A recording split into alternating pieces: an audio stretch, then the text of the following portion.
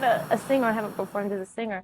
So I'm a dancer. I'd be singing and the mic be over here. I'd be like, yeah, oh, the mic, because it's not really my voice.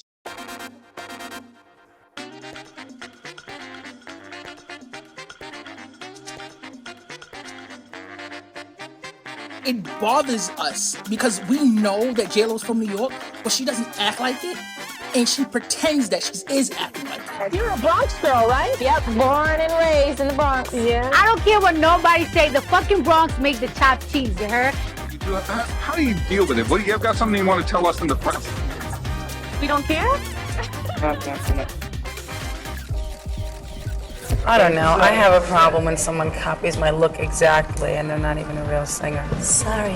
Diaz is a lucky model who's been given a lot of opportunities. I just wish she would have done more with it, is what she said. Actress-singer Jennifer Lopez. An officer testified that everyone in the SUV was ordered to put their hands on the vehicle. But Lopez walked away, saying she was going home. J.Lo is losing because of inauthenticity, if you guys can understand that concept. Who's Jennifer Lopez? Me. I used to live here.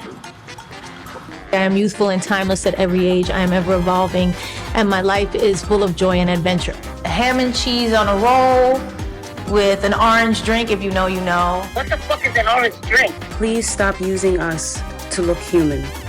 We are sick of you. You don't do shit for us. Keep our names out of your mouth. You're stupid. In the world of celebrity, few figures have traversed the tumultuous terrain of the entertainment industry with as much tenacity and versatility as Jennifer Lopez. From her breakout role portraying the iconic Selena Quintanilla Perez in the biopic Selena to her fluid transition into the realm of hip-hop and pop, J.Lo has remained a fixture in the public consciousness for decades.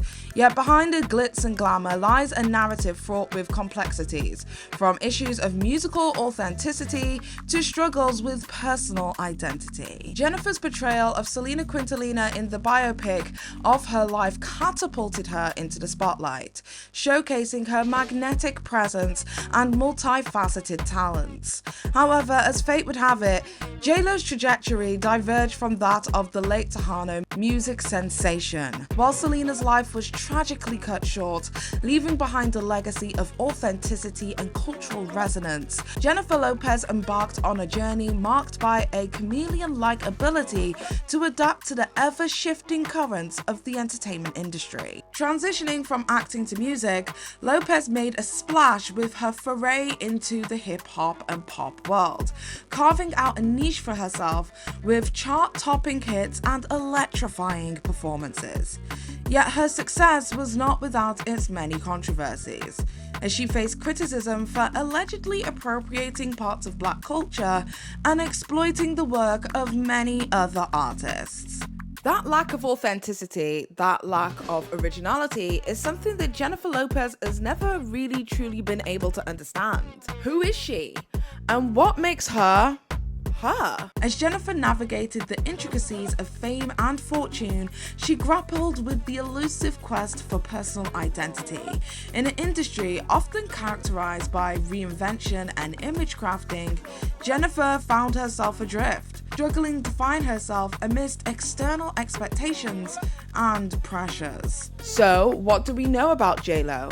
Well, she is a Latin American woman who has had many relationships and is known to be a little bit of a diva. So when we heard that J.Lo was going to be producing her very own movie, a $20 million self-funded project called This Is Me Now, we expected this $20 million self-funded project to be the antithesis of everything it is that we know about J.Lo. And that with some introspection, we the viewers would be able to see who she was, devoid of all the glitz and glamour. What we found, however, is that she did not challenge our expectations. Jennifer Lopez is indeed a Latin American woman from the Bronx who has had many marriages.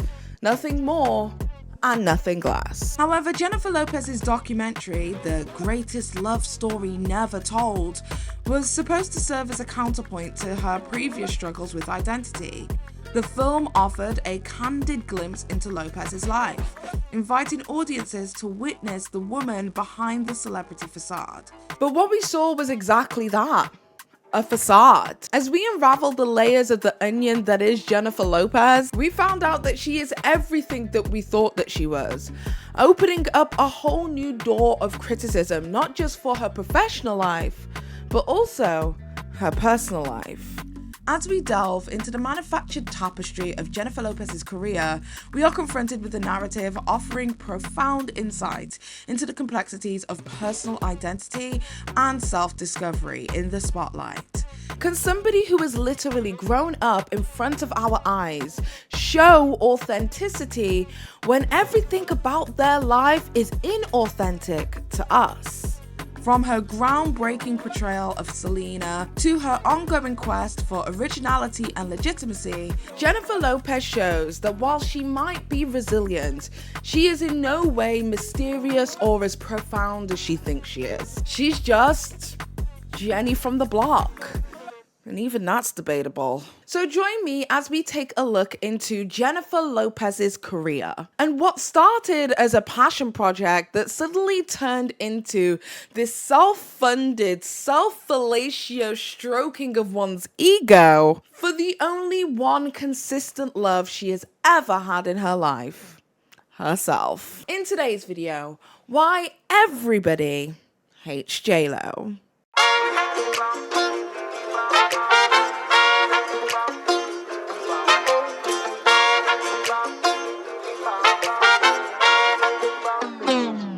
Jennifer Lynn Lopez was born to Puerto Rican parents Guadalupe Rodriguez and David Lopez on July 24, 1969. She grew up in the Bronx alongside her two sisters, Linda and Leslie. In school, Lopez ran for track on a national level, participated in gymnastics, and was on the softball team. She danced in school musicals and played the lead role in a production of Godspell. She described herself as a tomboy and very athletic. From a young age, Jennifer displayed a passion for performing, taking dance lessons and participating in school productions. Jennifer Lopez began her career as a backup dancer for artists like New Kids on the Block as well as Janet Jackson. Her breakthrough came when she landed a role as a fly girl dancer on the television show Living in Color. Living in Color is a show with an immense amount of cultural praise for its diverse casting in the early 90s. This exposure led to opportunities in acting, with her first notable role in the 1995 film My Family, or Mi Familia. Throughout the late 1990s and early 2000s, Jennifer Lopez solidified her status as a Hollywood star with roles in films like Selena in 1997, where she portrayed the late Tejano singer Selena Quintanilla Perez, earning her widespread acclaim for her performance. Other notable films include The Wedding Planner in 2001 and Made in Manhattan in 2002. In addition to her acting pursuits, Jennifer Lopez ventured into the music industry, releasing her debut album On the Six in 1999, which featured hit singles like If You Had My Love and Waiting for Tonight. Her success in the music industry continued with subsequent albums like J.Lo in 2001 and This Is Me Then in 2002, showcasing her versatility as a pop and R&B artist. However, her move from Latin pop to hip-hop was a strange one that came along with a highly publicized relationship with the disgraced rapper, producer, and owner of Bad Boy Entertainment, P. Diddy. The pair met in 1999 while filming Jennifer's music video for If You Had My Love. This took Jennifer's good girl persona and made her a good girl gone bad. In the late 90s, P. Diddy was already associated with one of the biggest rap beefs in history, the East Coast-West Coast beef that turned violent between Tupac Shakur and the notorious B.I.G. P. Diddy was becoming recognized as one of the most powerful men, not just in hip-hop, but the entire music industry. And with Diddy's connections, J.Lo's transition from pop princess to hip-hop hottie would become solidified. It was in fact Diddy who gave her the pseudonym of J.Lo that has become her moniker that she has kept for the rest of her career. The couple both got arrested in December 1999 in relation to a shooting at a nightclub that they immediately fled after. Jennifer's charges were immediately dropped, but Diddy was charged with bribery and gun possession, of which he was eventually acquitted of at trial. It was alleged that Diddy shot somebody in the face with J.Lo nearby. They were accompanied by Diddy's then protege, Jamal Barrows, better known by his rap name Shine, and Diddy's security member, Anthony Wolf Jones. During the trial, Fenderson testified that Combs was armed the night of the shooting at Club New York, and later pressured him to claim ownership of a pistol police found when they pulled over Combs' Lincoln Navigator as it fled the shooting. And I just want to make you feel like comfortable, you know what I'm saying? To make your family feel comfortable. What exactly Combs meant by that is in dispute, but the prosecution claims the rapper offered Fenderson $50,000 or a diamond ring to take the rap for the gun. The jurors also wanted to hear a readback of testimony relating to Combs' former girlfriend, actress-singer Jennifer Lopez, who was in the Navigator when it was stopped by police. An officer testified that everyone in the SUV was ordered to put their hands on the vehicle, but Lopez walked away, saying she was going home. As she was being detained, a gun was discovered in the vehicle. At that point, a sergeant on the scene ordered everyone who was in the vehicle under arrest. The officer quotes Lopez as saying, "It's not my gun." Latanya Rubens, one of the 3 people that were shot during the incident, maintains to this day that Diddy is the one who shot her. In the recent Lil Rod lawsuit against P. Diddy, where he's accusing P. Diddy of sexual assault, he mentions J.Lo being Diddy's gun mule the night of the shooting. A direct quote from Lil Rod's lawsuit states, "The artist and Mr. Combs' girlfriend at the time, Jennifer Lopez, aka J.Lo, carried the gun into the club for him and passed him the gun after he got into an altercation with another individual." So now you have Little Rod in this new lawsuit saying that Diddy told him that he actually was responsible. I mean, what did you think when you read that? Well, I was incensed for a number of reasons. First and foremost, for the past quarter of a century, he's vehemently denied that he was responsible, even though I knew wholeheartedly, and as so many others who were in the club that night, we all knew he was responsible. A lot of people were afraid for their safety, justifiably so. I mean, the history that has occurred in the last 25 years proves that they were justified in being afraid. But I wasn't afraid. I wasn't afraid because I still bear I have 9 bullet fragments remaining in my face. So when I saw that count 128, that's actually count 128 of the lawsuit. When I saw that on a podcast that was analyzing all of the counts, I knew I had to speak. It is alleged that Diddy and Jennifer and Jones fled the establishment through NYC that ended up with the NYPD finding a stolen gun in their vehicle, and both Diddy and J.Lo were arrested and charged with criminal possession of stolen property, although Jennifer's charges were dropped within an hour. Diddy, Shine and Jones' charges were not dropped. Diddy and Jones were also slapped with charges of bribery and allegedly tried to give the gun to the driver and said that they would give the driver either $50,000 or a diamond to say that the gun was his. While Diddy and Jones were acquitted of all charges, Shine was not as lucky, racking up 5 different charges in relation and being sentenced to 9 years in prison.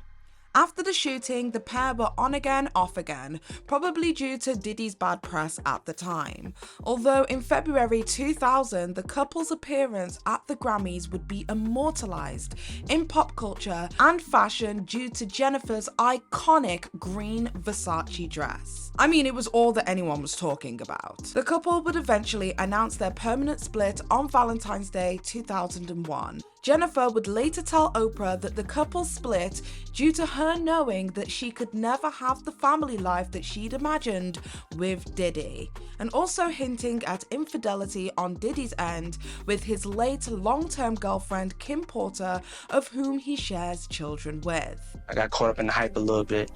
You know, Jennifer, she definitely a bad chick, but I was still in love with Kim, you know what I'm saying? So I couldn't marry Jennifer if I was still in love with Kim. Jennifer then went on to start her 18-month romance with Ben Affleck later that year, and thus producing one of the biggest songs of her career, which was Jenny from the Block, released September 26, 2002. Really putting her on the map and solidifying an identity that she had spent so many years, surprisingly out of prison, carving.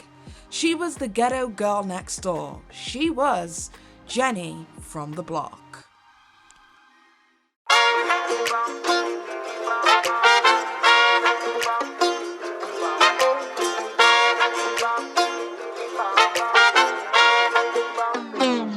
Despite her start, J.Lo's humble beginnings did not instill a sense of humility in her, because this was in the years before social media had us all doom scrolling every app. Celebrities found it a much easier job being able to carefully craft a squeaky clean image, using PR firms and marketing and whatever was at their disposal. So because of that, you would find it extremely difficult to find a celebrity talking disparagingly about one of their contemporaries at all, let alone half a dozen times. But times were different in 1998. And whilst in an interview speaking to Movie Line, Jennifer Lopez seemed to be on a one-woman mission to burn any bridges that she could potentially have in the movie industry. Jennifer Lopez was talking shit about so many different actors. She spoke shit about Salma Hayek, Cameron Diaz, Claire Danes, Winona Ryder, Gwyneth Paltrow, Madonna, and the interview was pretty wild. When speaking about actress Salma Hayek, she stated, "We're in two different realms. She's a sexy bombshell, and those are the kind of roles that she does. I do all kinds of different things. It makes me laugh when she says that she got offered Selena, which was an outright lie. But if that's what she does to get herself publicity, then that's her thing. Columbia offered me the choice of Fool's Rush in Anaconda, but I chose the fun B movie because the Fool's script wasn't strong enough." So not only was she shitting on Salma Hayek, she was also shitting on the actual script for Fool's Rush, which is just wild because there's so many people who she could have potentially worked with in the future who are probably going to look at her and think, no, sweetie. When speaking about Cameron Diaz, she said the following: "A lucky model who's been given a lot of opportunities. I just wish that she would have done more with it." Lopez continued, "She's beautiful and has a great presence though. And in my best friend's wedding, I thought, when directed, she can be good." Like, honestly, how passive aggressive is this? And now to find out all of these years later, Cameron Diaz is possibly one of the most world-renowned actresses. Everybody knows who she is.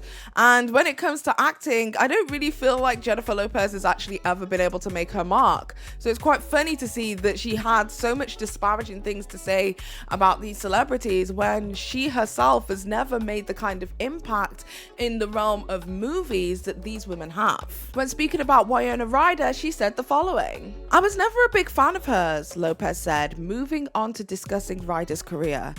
"In Hollywood, she's revered. She gets nominated for Oscars, but I've never heard anyone in the public or among my friends say, 'Oh, I love her.' She's cute and talented though, and I like her just for looking like my older sister, Leslie." She also spoke about one of the most impactful, iconic people in pop, Madonna, and her acting ability. And this is what Jennifer Lopez had to say about Madonna. She, for all intents and purposes, said that Madonna's acting ability isn't as strong as her singing ability, which I kind of find a little bit ironic. And do I think that she's a great actress? No. Acting is what I do, so I'm harder on people when they say, "Oh, I can do that and I can act." I'm like, hey, don't spit on my craft. So as you can imagine, after that, she had made a lot of enemies within the entertainment industry. I don't know whether she was media trained at all or very well versed on how to handle herself in these kind of situations, because I know with a lot of interviews, they can tend to ask a lot of leading questions so that you can find yourself in a pickle. But to be so candid and flippant and open with your thoughts on other people, your contemporaries within the industry, especially in Hollywood, is very frowned upon. It's not like the commentary community where we all talk about each other. This is Hollywood.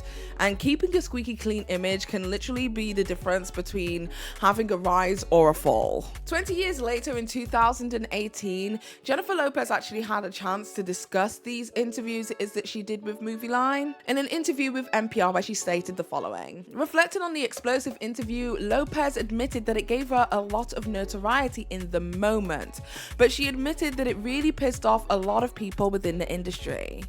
I was kind of still in a mentality back in the Bronx. And then you go, oh, wait a minute, you have a responsibility to present yourself in the way that you are and not let people interpret it in a way that could be that you're this hurtful, callous person. So I learned to be a little more responsible. And if you want any more indication of J.Lo's diva behavior or weird requests, let's take a look at this next TikTok video. A TikTok creator basically alleges that Jennifer Lopez doesn't even acknowledge her backup singers. A woman on TikTok by the name of Julia Wang basically states that she had spoken to one of Jennifer Lopez's backup singers. And she alleges that the woman in question was actually a part of Jennifer Lopez's Vegas show as part of her residency.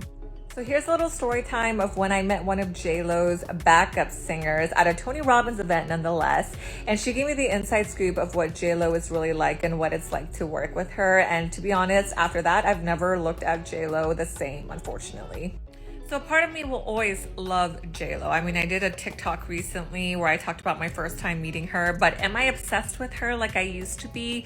No. And because it's Virgo season and you know that J.Lo hates her Virgos, that's another story, I'm gonna spill the tea. So this girl, like I said earlier, I met her at a Tony Robbins event and she was J.Lo's backup singer, backup vocalist, back when J.Lo was doing her Vegas residency, and she worked with J.Lo for like a season or a stint, I don't know what you call it, but her and all of the other backup singers decided not to come back because they said J.Lo was just straight up a mean girl. Before I begin with the story, I want to say that this is all alleged, okay? This is what I heard from this girl, but we were like at a Tony Robbins event where it's all about being your authentic self, so I really highly doubt that she was lying to me about this. So we all know that J.Lo is like not the strongest singer, and obviously she knew that too, and that was like a huge insecurity for her. So she was so mean to her backup singers, and if you were pretty or if you were a Latina, like game over. Like she straight up hated you. So when you're putting on like a Vegas show, you spend hours and hours rehearsing, practicing. So they spent a lot of time together. And she said that J.Lo never once acknowledged them, never once even talked to them, honestly didn't even look at them. And she would just like roll her eyes at them, scoff at them, and yeah, just acted like a bully. Like, can you imagine spending time with someone like working in a close setting every single day for months and this person never even acknowledging you or acting like you exist? Like, that is so condescending. And supposedly she does that with like a lot of females, you know, especially again, like I said, if you're pretty or if you're a Latina, because I guess she sees you as competition. I don't know. But what I found most interesting was how she told me that J.Lo would like transform into this completely different person whenever there was a man around, especially a man of importance. So she's like this cold ice queen, but when there's a man around, she completely morphs into this like kind, friendly, loving, flirty persona. And she said her and like the backup vocalists were just stunned because she just appears so genuine and authentic, but that's not really her.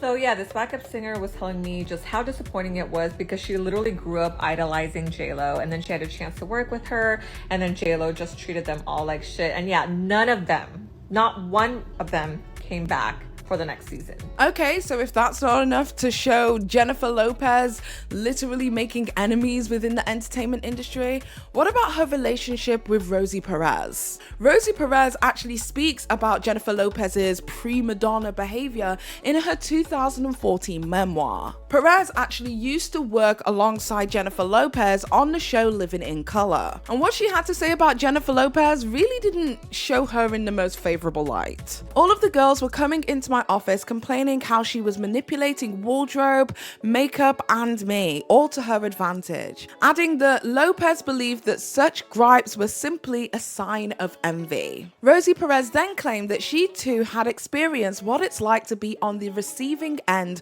of Jennifer Lopez's mean girl act, describing her as some ghetto biatch who screamed at her, "You pick on me and only me every effing day. Every effing day. I work my ass off, deliver, and you keep pushing me aside, treating me like shit. I know I'm good. I'm better than any of these girls, and you know it." According to Rosie Perez, Jennifer Lopez continued to badmouth her throughout her rise in Hollywood, but acted overtly nice and favorable when they bumped into each other at one point during their careers in the club. Rosie stated, "I should have let it go, played it off too. Instead, I killed her with biting my tongue." Not enough? Okay, let's talk about Jennifer Lopez allegedly getting a doorman fired for looking at her. A woman on Quora named Emily Watford detailed her experience working at a concert arena of where J.Lo was performing. She stated that the doorman had made the mistake of looking directly at Jennifer Lopez, and instead of confronting the doorman directly for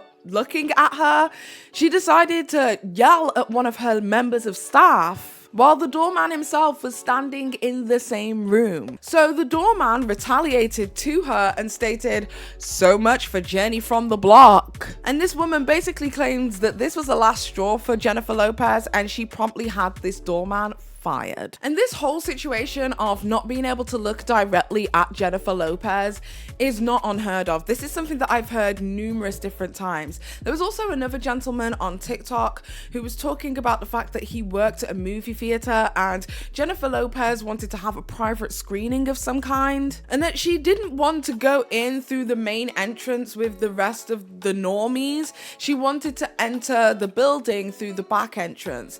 However, the back entrance was where they throw out the garbage and all of that kind of stuff, so it wasn't in the best shape. It wasn't the nicest way to enter the building. So Jennifer Lopez and her team had the members of this movie theater clean up the back entrance so that Jennifer Lopez could enter the building, as her team had made it specifically clear to make sure that they knew that she should not be able to see any kind of rubbish. The TikToker also talks about the fact that this is not the first time that a celebrity has had a private screening within this movie theater, but this is the first time it's been requested that somebody enter through the back. They basically stated that there are numerous different celebrities who have attended this theater for private screenings, some of them far bigger than Jennifer Lopez. Yet Jennifer Lopez was the one with the highest and the most strict demands. Full disclosure, no one actually meets her. Her team prevents that. But when you encounter the Lopez, you know. So I was working at a movie theater, and she was coming in to see a movie. So her team reached out days in advance to let us know that J.Lo was coming in. And she bought out an entire theater. And when I say bought out an entire theater, I mean she bought 6 tickets and then prevented us from selling other tickets to anyone else because she couldn't watch the movie with poor people in the room. And then she wasn't going to come through the front doors. She was going to come through the back doors where we take out the trash, you know, where the dumpsters are. So we had to spend an entire day cleaning dumpsters and the whole back area because her team didn't want her seeing any trash, and they made this explicitly clear to the managers that it needed to be spotless so that she didn't feel like she was coming in through the back doors. So that was fun. And then when she arrived, we all had to evacuate because no one was allowed to look at her while she took a secret elevator to her little secret theater to watch her movie in peace. And we all had to evacuate again so that we wouldn't see her. Mind you, this is at like Made in Manhattan time in her career. And she's a celebrity, but like Justin Bieber and like Jaden Smith are coming to the theater using the front doors. Kevin Sorbo, Nikki Sixx and Tommy Lee of Motley Crue. Jamie Foxx. I fucking hate Jamie Foxx. That guy's a dick, but he'd use the front doors. This was in an area where there was a bunch of celebrities all of the time. None of them made it a fucking deal. None of them made it an issue, except Jennifer Lopez. She was literally the only person who ever fucking did this shit. And this was at the same time she was trying to get into a very exclusive gated community. I believe it's called Lake Sherwood. and they wouldn't let her join because you have to take a vote. Like all the members get to vote on who gets to join. And they were like, yeah, we don't want that obnoxious lady living here. So yeah, fuck her. Not enough? Okay, well, Jennifer Lopez allegedly has very strict rules for her drivers to comply with, otherwise they get fired. Apparently, Jennifer Lopez is rude to her drivers. In a 2022 TikTok, a content creator said the following. 2 stories about Jennifer Lopez being an awful human being. So number one, when she has drivers, the number one rule she has for them is they can't look at her, they can't talk to her, and her luggage is never allowed to touch the ground. If any of those things happen, she will go out of her way to make sure you get fired. Even if you have to look in the rear view mirror while you're driving, she will call that you trying to look at her and proceed to berate you. And I know this because my dad worked for that driving company, and he refused to drive her whenever she came in town because of how awful she treated the drivers. Second story, she was with Ben, I believe at MGM or whichever casino, and Ben's a great tipper and he respects service workers, and so he tipped a lot of people a lot of money that night. Jennifer goes around to each of those people and takes back the tip and gives them maybe $5-10, maybe. She is an awful person. Not enough service workers getting the brunt of Jennifer Lopez for you? Okay, what about this one? Jennifer Lopez allegedly refused to speak to a flight attendant who spoke directly to her. Reportedly, the flight attendant told Star magazine that Lopez is a diva and doesn't speak directly to people who aren't within her inner circle, and stated, I just said, what can I get you to drink? But Jennifer refused to even acknowledge me. She turned her head away and told her personal assistant, please tell him I'd like a Diet Coke, and like the alleged United Airlines worker claimed, she wouldn't even look at me. It was sad. She seems so sweet in her movies. So what are the rules that Jennifer Lopez has for staff and service workers? Number one, you must never make eye contact. In 2012, Jennifer Lopez was building a new house in San Fernando in Los Angeles. And a source told the Daily Star via the Huffington Post that she set a clear boundary for people who were working at the property. Lopez emphasized whilst they were toiling away on her mansion that if any contractors, drivers, or domestic help make any eye contact or speak to her, she will not be impressed, despite the fact that they would be on the premises for an entire year. Number two, don't ask her for an autograph. Apparently, Lopez will get you fired if you ask for an autograph.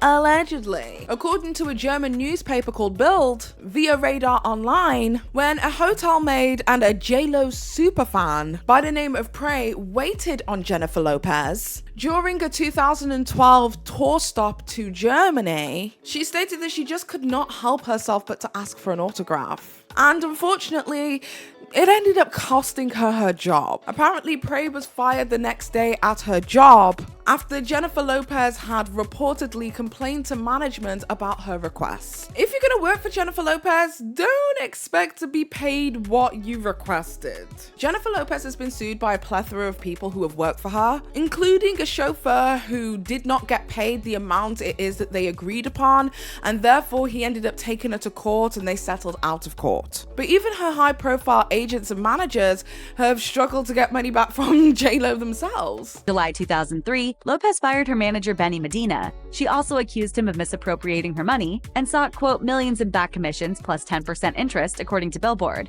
The assertion was that Medina was not a licensed talent agent, which entitles a performer to seek a refund for payments to that agent up to 1 year. For Lopez, this included 10% of earnings from movies and television, 15% of her music, recording, and publishing earnings, and 10% of her earnings from fashion and cosmetic interests. Medina denied the allegations, telling The Hollywood Reporter, Jennifer Lopez, by making false allegations against me, is now trying to add me to the long list of people whom she has used and discarded after she took from them all she could get. I will defend myself against these lies and will collect from her every dollar for which I am owed. Less than 2 weeks after the fallout hit the headlines, the New York Times reported that a settlement was in the works. And by December of that year, the dispute had been settled, according to Fox News. Lopez later rehired Medina to revive her music career in 2005. And the two have remained friends and business partners ever since. But who fired who really depends on which party you're asking. From this day forward, Jenny from the block has a new address. Okay, so this for me is the biggest defense of all of them when it comes to Jennifer Lopez's diva antics.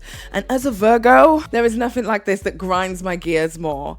Jennifer Lopez is a Virgo racist. Okay? Heather Morris, one of the cast members of Glee, you know, the blonde one who was one of the cheerleaders, she basically spoke about a situation that one of her dancer friends had gone through dealing with Jennifer Lopez, and Jennifer Lopez allegedly refusing to work with Virgos.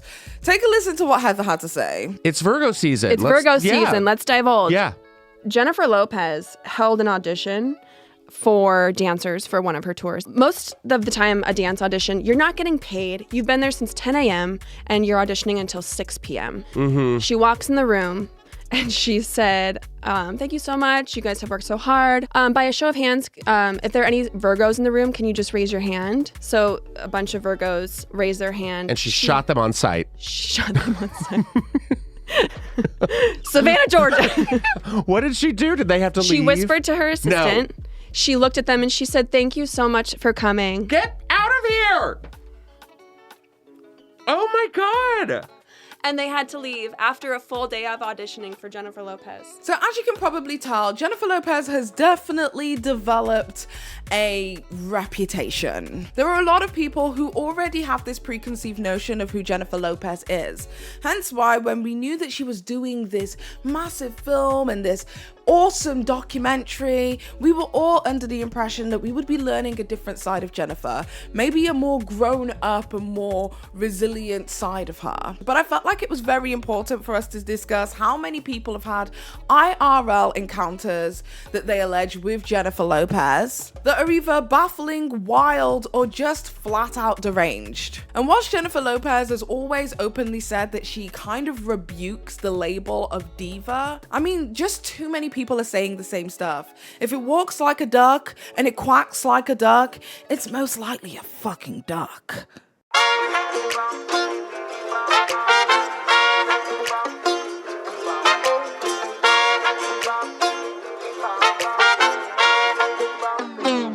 Okay, so another reason why people don't tend to like Jennifer Lopez is that many people tend to see her as a culture vulture, with a lot of people accusing her of shamelessly stealing from Black and POC artists. Now, whether you want to call it stealing or not is honestly up to your own interpretation, but people really do query whether a star was made in the case of Jennifer Lopez. Is she an industry plant? Is she potentially one of the most successful industry plants we have ever known? So from her alleged music plagiarism right the way through to her feud with Mariah Carey, it seems as if Jennifer Lopez got a boost that most people may have had to work hard and grind for. So follow me with this one. So in the summer of 1999, Jennifer Lopez released her first album. That album was titled On the Six. At this time, Jennifer Lopez was around 30 years old, which is pretty late in terms of starting a music career in the entertainment industry. Most musicians start their career, or at least burst into fame, around their early 20s. Lopez's album On the Six was actually named after the subway line that Jennifer Lopez used to take from the Bronx all the way to Manhattan. So it was kind of like a symbol of making her dreams come true. Her path to seeking the American dream. Now, while the album is seen as controversial now, at the time this was absolutely instrumental in the success of Jennifer Lopez's career. After signing her name to a deal with Sony Music executive Tommy Mottola. Sony Music and the team behind Sony Music were essentially who aided in getting Jennifer Lopez linked up with some of the biggest names in the music industry at the time. For a debut album, Jennifer Lopez had a lot of recognized producers as well as featured artists work alongside her. That included people such as Rodney Jenkins, who was fresh off the Billboard Top 100 with the smash hit that he produced, The Boy Is Mine by Brandy and Monica. That album was revered as a hit due to its mix of pop as well as hip hop and R&B. But despite that, Jennifer Lopez coined the term Latin soul music, despite the album not really having much Latin influence at all. The album On the Six ended up selling over 1.9 million albums, and that was in 1999, and since then it has sold an additional 1 million. When speaking about the album, the Sony executive Tommy Mottola stated the following: "This album showed us that Jennifer was going to go past what our expectations were. She was relentless as a worker, always on time, always pleasant, and unlike a lot of people, very grateful and thankful. If that quote sounded as if it was a little bit passive aggressive, make sure that you put a pin in it because we are going to be coming back to why that may be a little bit sus a little bit later. Jennifer Lopez's long-term manager at the time, Benny Medina, would go on to say that the success of the album was down to the combination of Jennifer Lopez and what was the Sony powerhouse machinery and the quality of that music. It hit all the marks. You felt it instantly. Every time she walked onto a video set, it felt so magical. The truth of the matter is, we are in the business of magic. And in that period of time, and that group of people, and the intensity and effort were magic. All the stars lined up. One of the producers of the album, Rodney Jenkins, went on to speak about his experience working on the album as well. He stated that Tommy Mottola reached out to him and said the following: I have this artist who I believe will be a superstar really soon. And he was looking for that breakthrough first single record. The whole experience was like a fairy tale, like watching a princess become a queen, and it felt like I was her knight. At the time, she didn't feel comfortable as a vocalist, but it was something that she had always wanted to do in her heart, so I immediately took on the position. You know what? I'm going to help you achieve this goal because you want it, and your attitude is 1,000 times better than most of the artists who have been given this blessing of a record deal and come in and act like they barely want to get in the vocal booth. So as we can see, it is kind of abundantly clear that Mottola really was gun-ho and set on making Jennifer Lopez the biggest star that we had ever seen in the 1990s and early 2000s. The motives behind that we will discuss a little bit later. However, there seemed to be this obsession with giving Jennifer Lopez the best songs possible to put her on the Billboard Top 100 and put her in front of the world.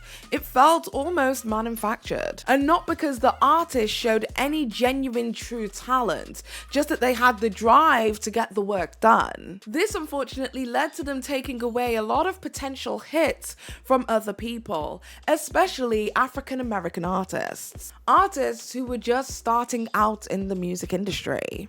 So the first single that we're going to discuss off the album is If You Had My Love, which was released in 1999, which was Jennifer Lopez's debut single. It was co-produced by Rodney Jenkins as well as Corey Rooney, with also the assistance of the Sony music executive, Tommy Mottola. With Jenkins stating in an interview, it was always meant for Jennifer, it was never meant for anyone else but Jennifer, with Mottola adding, we wanted everything to be perfect, and I think we did a pretty good job. So what's the tea with that song? Well, the single If You Had My Love featured two singers who had done the background vocals of the track, Shawnette Harrell and Jenny Carr. Now, whilst using background vocals on a song is not uncommon within the music industry, I think the problem came when Jennifer Lopez was beginning to pass some of these vocals as her own. However, the background vocals really is neither here nor there when it comes to the If You Had My Love single.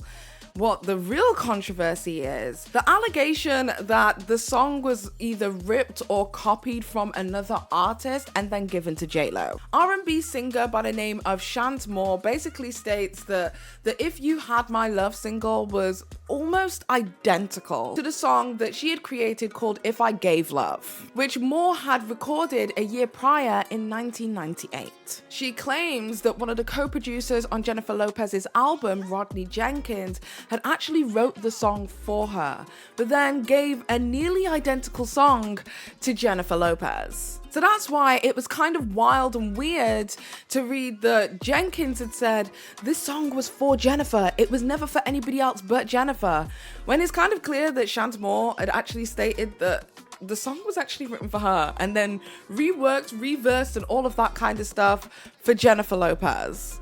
That is not the truth.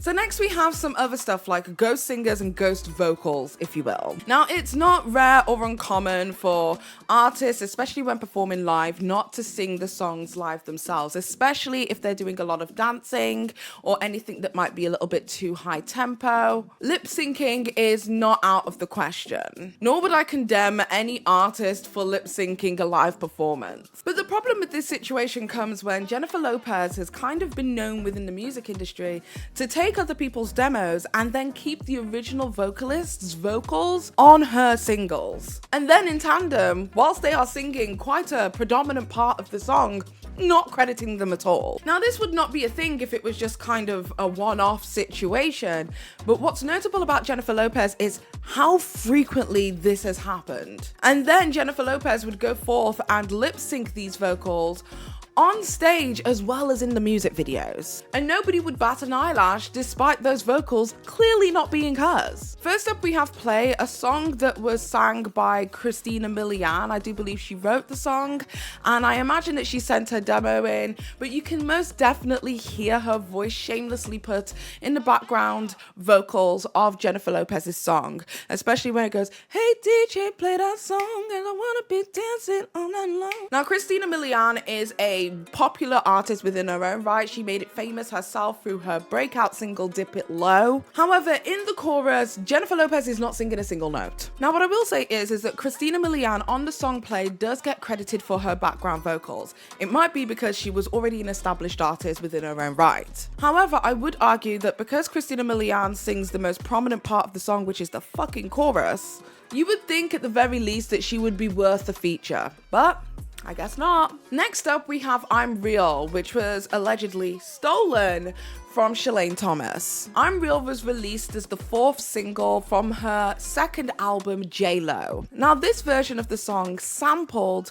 Firecracker by the Yellow Magic Orchestra. And this was supposed to be some kind of diss towards Mariah Carey because apparently she was trying to license the song for one of her own songs called Loverboy, and then J.Lo ended up getting the sample and she couldn't release it, and the whole thing was orchestrated with Tommy Mottola, and we'll get into Tommy Mottola's involvement with Mariah Carey a little bit later, but you'll understand that this was like a feud, a diss battle behind the scenes, just a mess go. However, in the song I'm Real, Jennifer Lopez couldn't find the time to put down her own vocals on the chorus. So the chorus of the I'm Real song is sang by that Shalane Thomas lady. So it's no surprise that Mariah Carey simply says that she doesn't know her, because really, who is she? Und was ist mit J.Lo?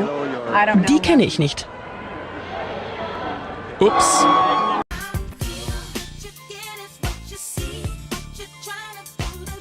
Next up, we have I'm Real, which was stolen from Ashanti. In an attempt to appeal to a more urban market and urban demographic, Jennifer Lopez started working with a lot of hip-hop and R&B artists. And however, the majority of this song was rewritten by R&B recording artist and Murder Inc. protege, Ashanti. However, Ashanti's demo vocals were kept on the final release of the track, meaning that the duties that Ashanti had to take over were some ad-libs, the chorus, but she did definitely receive her credit for the background vocals, and she was also credited as one of the co-writers of the single.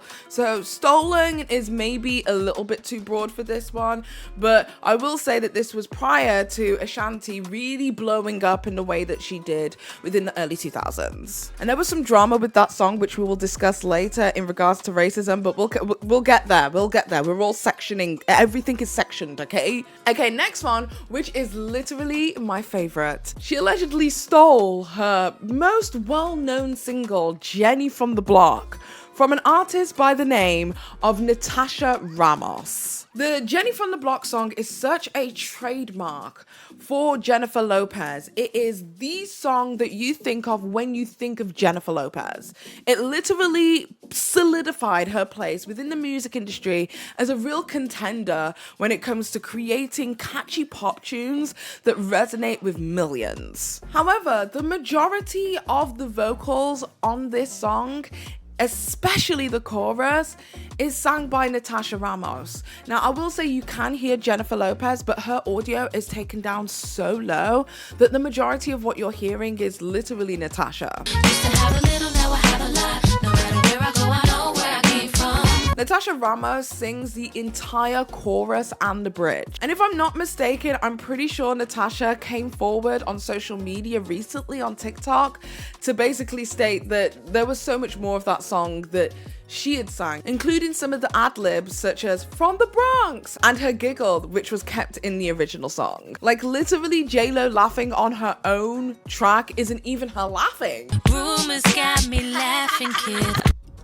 Okay, you guys, I'm on my way to work and I wanted to just like answer a question while I'm at a stoplight. No, I was on more. I was on 4 other songs. I was on "I'm Glad," "The One," "Loving You," "Baby I Heart You," and Jenny from the Block. I feel like all of the other ones, excluding Jenny from the Block, are very much true blue background vocals. I think the problem with Jenny from the Block is that they cut my laugh and they kept ad-libs and they turned her vocals like all the way down, and the "From the Bronx" part is me, and it's just, you know,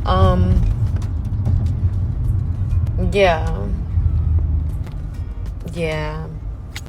Okay, next up we have the Ain't It Funny, The Murder remix, which was stolen from Ashanti. Ashanti once again returned to write brand new lyrics over a brand new beat for Jennifer Lopez and Ja Rule and the Murder Inc. Party. However, this song was controversial for a completely different set of reasons. The Ain't It Funny original song went onto the charts, and then the Ain't It Funny remix ended up hitting the charts shortly after, and people felt that because it was 2 halves of the same song, if that makes sense, on the charts at the same time, that it unfairly pushed Jennifer Lopez's song to the top of the charts due to how much exposure Jennifer Lopez was getting through the original song as well as its remix, if you're following my drift. Now, the single Ain't It Funny, The Murder remix does not really resemble the original song Ain't It Funny, prompting Billboard to change its policy on remixes, and that remixes have to be somewhat close to the original song if they are to share the same or similar title on the Billboard Top 100. But once again, Ashanti sings the entire chorus along with several ad-libs, and she is even a guest in the music video alongside Ja Rule, Big Pun, I think there was Fat Joe. She was in the music video for the song. Next up we have If You Had My Love, Jennifer Lopez's debut single. We already discussed it a little bit earlier. The song was allegedly stolen from Shawnette Harrell. However, this one's a bit touch and go for me because, again, this is another song that was extremely well mixed. I think it's quite clear that we hear Jennifer Lopez's voice more prominently, and this was more of a role that was delegated to backing vocals. But again, it's just added into the list so that we can talk about how frequent these things are happening. Next up, we have Love Don't Cost a Thing, which is one of J.Lo's biggest songs. I remember when this song came out and I was like a young kid and stuff. I remember like, think you wanna keep me as you, think I wanna spend your cash on. And if you hear that song now, it is so very clear, abundantly clear, that the chorus is not sang by Jennifer Lopez. Whereas as a kid, it didn't really connect, like the dots did not connect as a child. But as an adult, it is so clear that these are not her vocals. Love Don't Cost a Thing allegedly was stolen from somebody called Georgette Franklin. However, when you go to the list of credits for this song, there are no background singers that are listed, so it's very, very difficult to say who did the background vocals and who it could possibly be. There is a person by the name of Canella Cox that people are saying may have done the background vocals, so it's kind of up in the air, but all we know is that what we're hearing, girl, that doesn't sound like J.Lo. The next song in the list is I'm Glad, which was allegedly stolen by Natasha Ramos, another person we've already talked about before. It is quite clear in the chorus as well as some of the ad-libs that this is not done by Jennifer Lopez. Again, Natasha Ramos as well as Jennifer Lopez have very similar voices, but if you got a good ear, you should be able to pick up that doesn't sound like her. Jennifer Lopez's voice can be heard peeking through here and there throughout the hook, but the chorus predominantly definitely doesn't sound like J.Lo. The single I'm Gonna Be Alright was allegedly stolen from Lorraine Cheryl Cook. It was supposed to be on the J to the L.O. Remixes album. However, when the remix was first recorded, it was supposed to feature 50 Cent. However, before sending it to radio, Epic Records decided to replace 50 Cent with Nas, which subsequently ended up being a part of a long-standing feud between Nas and 50 Cent, but I digress. This is what 50 Cent had had to say when speaking about the feud between himself and Nas and how J.Lo was implicated. He said, "There's no one listed as background vocalist on I'm Gonna Be Alright, which is confusing since the vocals during the chorus definitely aren't J.Lo's. If we're honest, the vocals sound a lot like something Michael Jackson would put out. But it's a lot more likely that Lorraine Cheryl Cook, a listed writer on the song, is the voice behind the chorus." So this is obviously, all of this is very much allegedly, but take of this what you will. The next one is Get Right, which was allegedly stolen from Rudiana Haddad. I think I've pronounced that correctly. Producer Rich Harrison originally wrote the song for Usher's 2004 Confessions album. However, when Usher recorded it, he ended up scrapping it. So Rich Harrison actually gave this track to Jennifer Lopez as an apology for not giving Jennifer Lopez another track, which is One Thing by A. Marie. Remember that song? It's just one thing that got me tripping. Apparently that song was supposed to go to Jennifer Lopez, but A. Marie ended up beating her to the cut and ended up getting that song. So this song was sent to Jennifer Lopez as a consolation prize, if you will. Apparently the song was given by Usher with the ultimatum that he should get some of the publishing rights for the song. However, it's quite clear that a lot of the original lyrics for the song aren't actually in the finalized version of Get Right. However, in the chorus of Get Right, what we hear in the chorus prominently featured is not Jennifer Lopez. What we are hearing is Rudiana Haddad, who's one of the background vocalists who were featured on the song. But again, because it's the chorus, is it fair to really say that it's background when it's kind of a feature?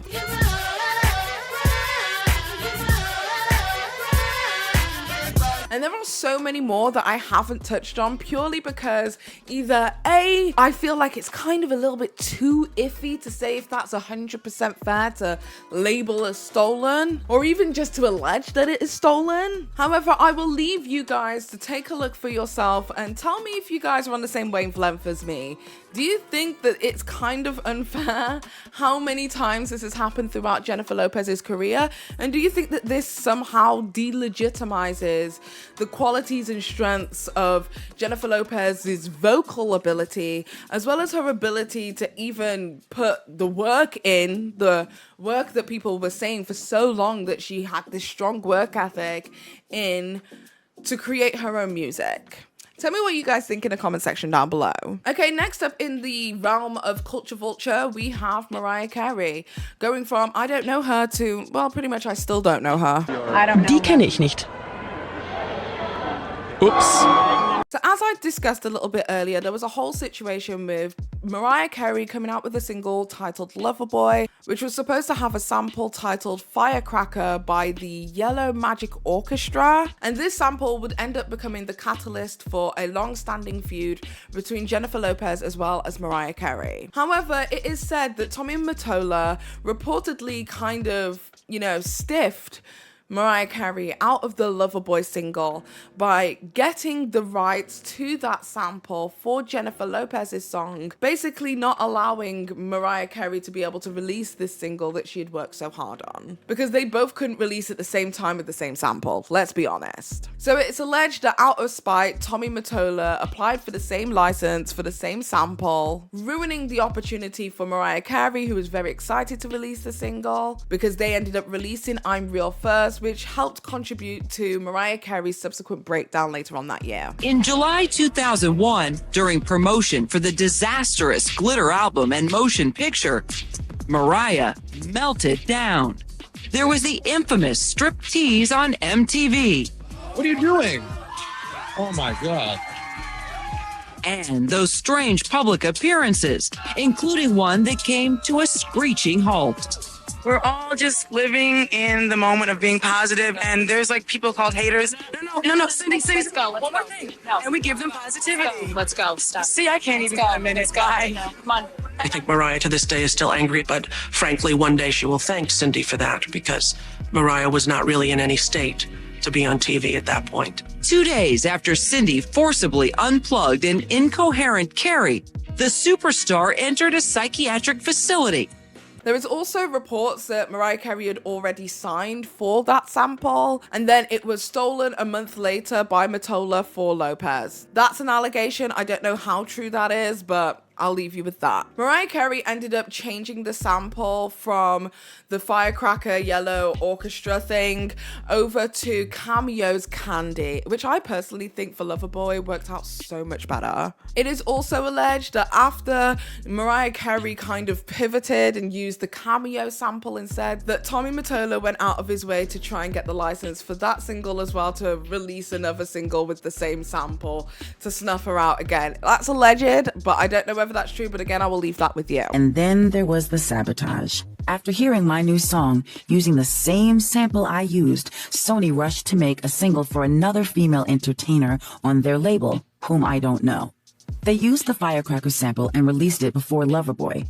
Ja Rule and I wrote a song together too, and next thing you know, Tommy was calling up his manager, Irv Gotti, asking him and Ja to collaborate on a duet for the same female entertainer's record, leaving me to scurry and remake the song. Irv has even discussed it since in an interview on Day Susan Merrow. He knows we just did this shit with Mariah, and he's trying to fuck with Mariah. This was sabotage, plain and simple. Look, I was well trained in the art of turning shit situations into fertilizer, but Tommy knew fucking with my artistic choices was particularly low. But I wouldn't let him stop me. I switched gears and turned from the techno influence to a funkier sample from Candy by Cameo. You can't go wrong with Cameo. And after all that shit, Loverboy ended up being the best-selling single of 2001 in the United States. I'm real. However, some years later, Mariah Carey actually acknowledges Jennifer Lopez. As we are already probably well aware as millennials, Mariah Carey famously said about Jennifer Lopez that she doesn't know who she is, as a way not to acknowledge her at all. When interviewer Vanessa Gregoriadis, who originally spoke with Mariah for Allure, told Carey she'd recently interviewed Lopez, Carey said, quote, "I bet it was really intellectually stimulating. I bet you could just see the depth in her eyes. She was so soulful." You know, she just really didn't like hearing Jennifer Lopez's name. It wasn't somebody she wanted to talk about. Mariah, who calls herself Supergirl, says she often sleeps just 3 hours a night. When told Lopez claimed to get 8, Mariah said, quote, "If I had the luxury of not actually having to sing my own songs, I'd do that too." Is all the attention Jennifer Lopez gets, does that bother? Is there rivalries, by the way, in this business? There are rivalries, but I don't think she has anything to do with me. I mean, my whole thing is singing, writing She's songs. an actress. Yeah, and you know, I've been doing this, you know, my whole life. Singing is first and foremost. It's a God-given talent that I'm grateful for. Her thing is something different. We do a duet with J.Lo. A duet? Yeah. I mean, I'm not sure how that would sound. One autograph. Hi, how are you? How are you? You look so amazing. Oh, you're so sweet. What do you think about people still referencing I don't know her all these years later?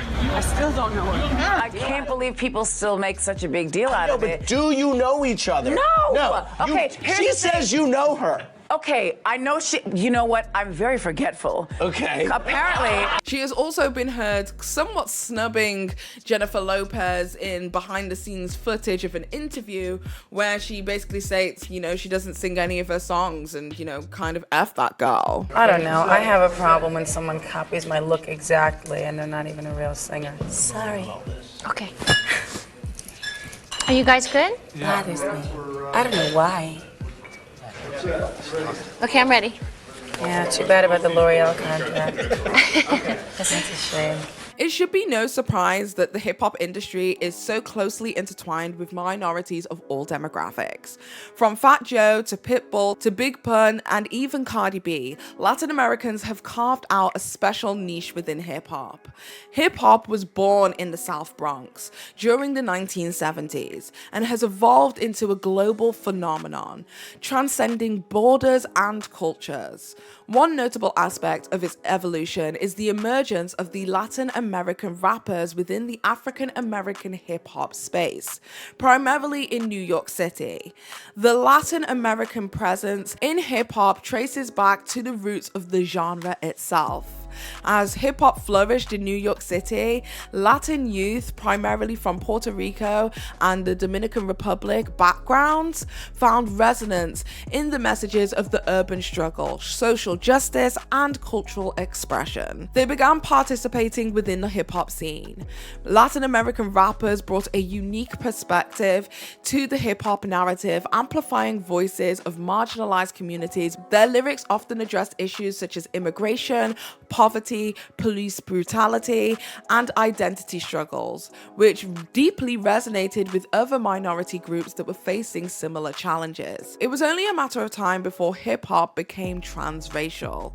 The problem is that when J.Lo did it while lacking authenticity, as well as originality, from not being vocally prominent within her own songs to her manufactured bad girl persona, it kind of felt like a gentrification and an erasure instead of cross-culture solidarity. She was wearing black culture as a hat or a bandana, and many people, especially folks within the Latin community, began to see through this. She didn't gain the kind of acceptance that other Latin artists who have been within the hip-hop space, such as Cardi B and Angie Martinez, have. Especially after the allegations of racism, N-word controversies. Go, let's get into it. So we have discussed ad nauseum at this point the remix single to I'm Real that was allegedly stolen from Ashanti. Well, Ashanti reworked the verses and she reworked the lyrics of that song, and part of that is Ashanti saying the N-word. Now, for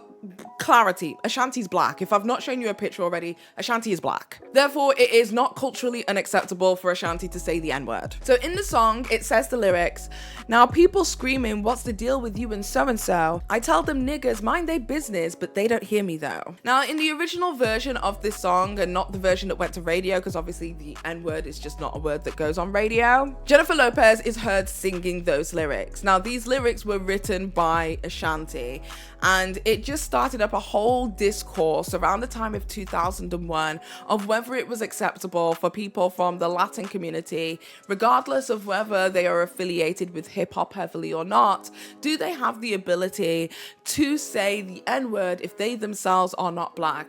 Obviously, we have Afro-Latinas, like individuals like Cardi B, etc., etc., but people who are strictly Latin, people who are Latin but are not of, negra descent. So it's quite clear that when these lyrics were written by Ashanti, it was written with Ashanti's preference in mind, which in turn, having Jennifer Lopez not really having the foresight to even change those lyrics, kind of caused a huge controversy for her. The track quickly came under fire by Hot 97 FM, and at that time, the morning DJs urged listeners to voice their disapproval for the song. They also urged fans to contact Lopez's executives at Epic Records to express their disdain for her using that word in her lyrics. They even told the audience their fax details so that the audience could fax the executives of Epic Records to voice their disdain. And when asked about it directly at the time, Jennifer Lopez said the following: "For anyone to think or suggest or say that I am racist is really absurd and hateful to me." Ja Rule defended her and he said the following: "All my Spanish N-words I know say N-word." Rule explained to DJ Vlad in 2014,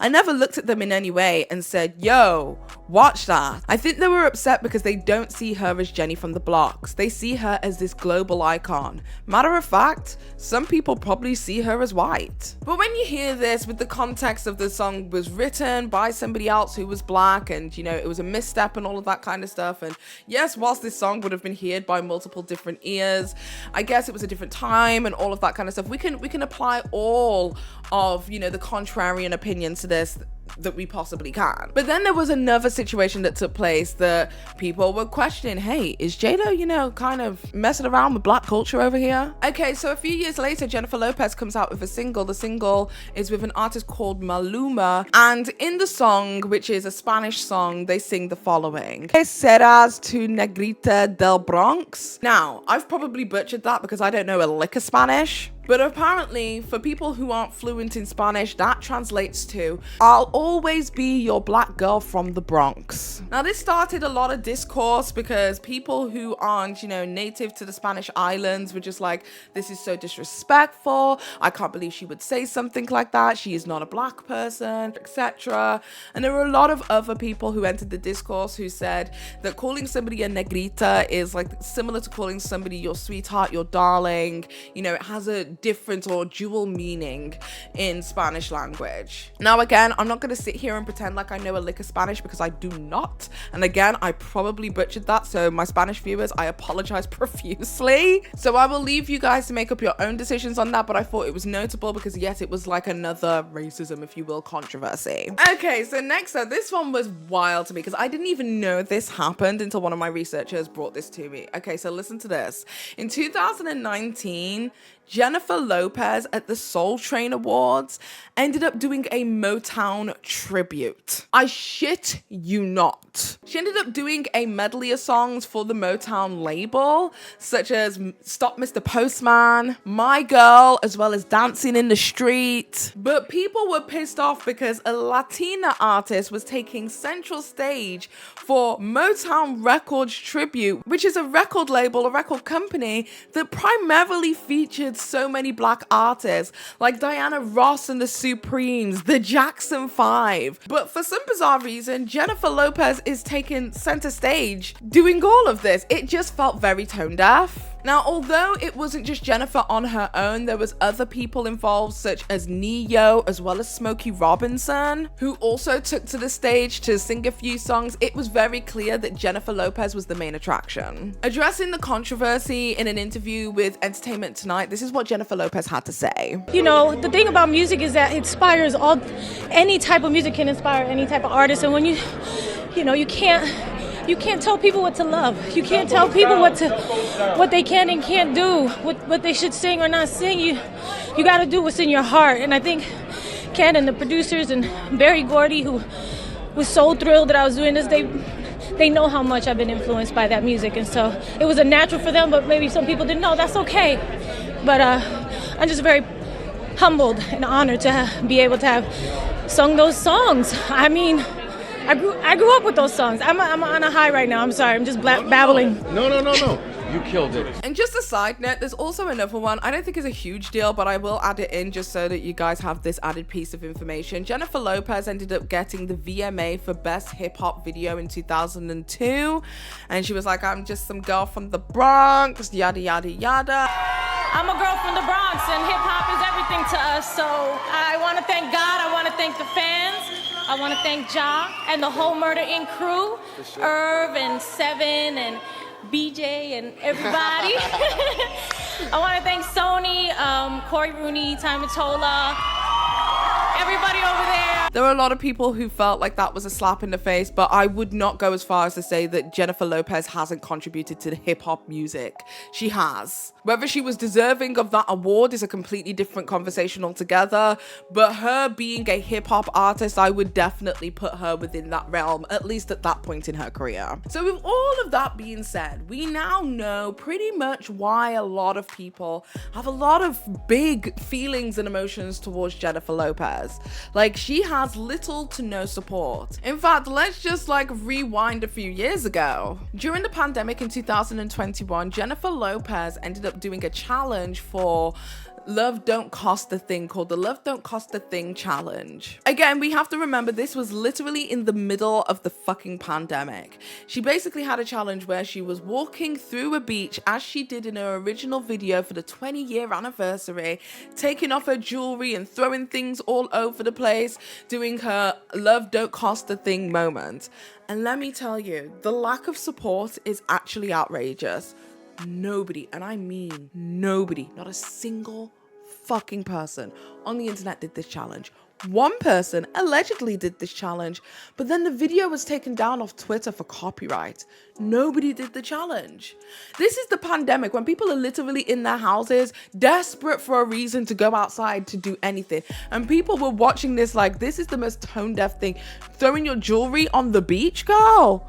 For a Love Don't Cost a Thing challenge? No, we're not doing it. Nobody did the challenge. I think the fuck not. And that's when I kind of knew that really genuinely the public had we've all stopped fucking with Jennifer Lopez. People had started seeing her as disingenuous and a bit of a diva, which is the reputation that she has laid out for us her entire fucking career. Despite how heavily managed she has been by, Tommy Mottola and all the people who spearheaded her career, she still continues to lack authenticity, and I feel like that is something that penetrates through the public consciousness. We're all aware, and we all pretty much see through it.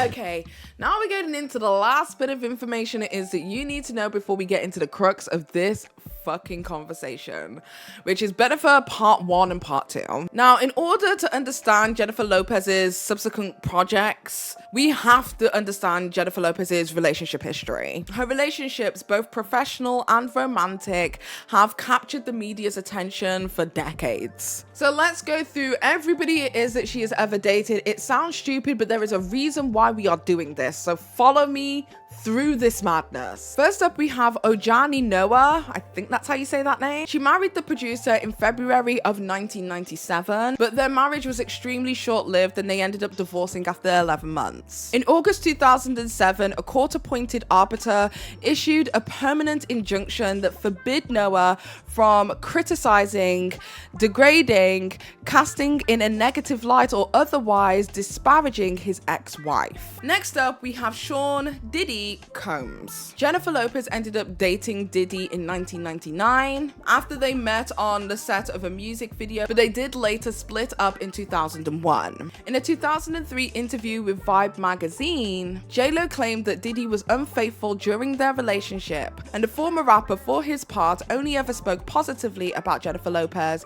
especially in 2017, proclaiming that she was without a doubt one of his greatest loves. Next up, we have Chris Judd. So J.Lo met this backing dancer on the Love Don't Cost a Thing music video, and the two ended up tying the knot in September 2001. The couple's marriage was over in 2002, but the divorce was not finalized until 2003. Judd has explained that his marriage just simply didn't work out, and while speaking with the magazine US Weekly in September 2014, he stated, "I can't give you the answer as to why her relationships don't work. I think it's that it is work. It's whether you want to deal with those problems." He ended up speaking to US Magazine and stated, "When you sign up to get married, you just can't walk away." It seems as if he did not get the same super injunction that her first marriage did.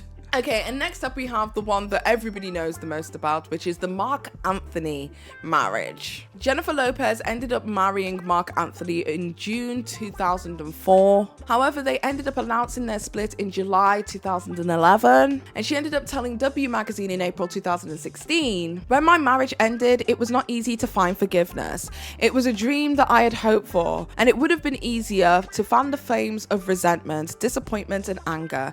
But Marc is the father of my children, and that is never going away. So I have to work to make things right. And that is by far the hardest work I do." Next up, we have Beau Casper Smart. So just 4 months after splitting up with Marc Anthony, her longest marriage at this point to date, she started dating a backup singer back in November 2011. Jennifer Lopez ended up hiring this guy to be the creative director for her Vegas residency. However, it ended up being a bit of a controversial relationship because back in 2014, it was alleged that this guy had been sending photographs and nudes and exchanging photographs with a transgender model, and the pair ended up being on again, off again for quite some time until 2016. And there were absolutely no reports of any hard feelings or anything like that amid the breakup. Okay, next up is a very random one, which is Drake. Now, there were a lot of people I remember around the time that all of this happened who said that they felt like this was like some kind of publicity stunt. I don't know. But the pair of them first connected in December 2016 after he attended her Vegas residency show. In January 2017, they announced that they were dating. However, in February the following month, it was said that they had called it quits. However, Drake ended up rapping several times about J.Lo because that guy literally will not just hold his L's. In a song called Diplomatic Immunity, he rapped, 2017, I lost J.Lo. A Rotterdam trip had me on the front page though. This is seemingly speaking about her subsequent relationship, which we will touch on later, with Alex Rodriguez, but girl, I don't know. However, on a different song, Drake said the following lyrics: I drunk text J.Lo, old number so it bounced back. Dude, take your L's silently. We don't need to be in this. I can't keep watching you take these L's. The song is called Free Smoke. And he also ended up sampling Love Don't Cost a Thing on another one of his songs called Teenage Fever. Next up, we have Alex Rodriguez. This guy is a former athlete, and they announced their engagement in March 2019. At this point, after about 2 years of dating. In October 2018, it was said that the pair were looking to move in together and merge and blend their two families together, but it looks like that didn't necessarily work out. They ended up calling off the engagement, all that kind of stuff. So in April 2021, they ended up writing a joint statement for the media saying the following: we have realized that we are better off as friends and look forward to remaining so. We will continue to work together and support each other on our shared businesses and projects.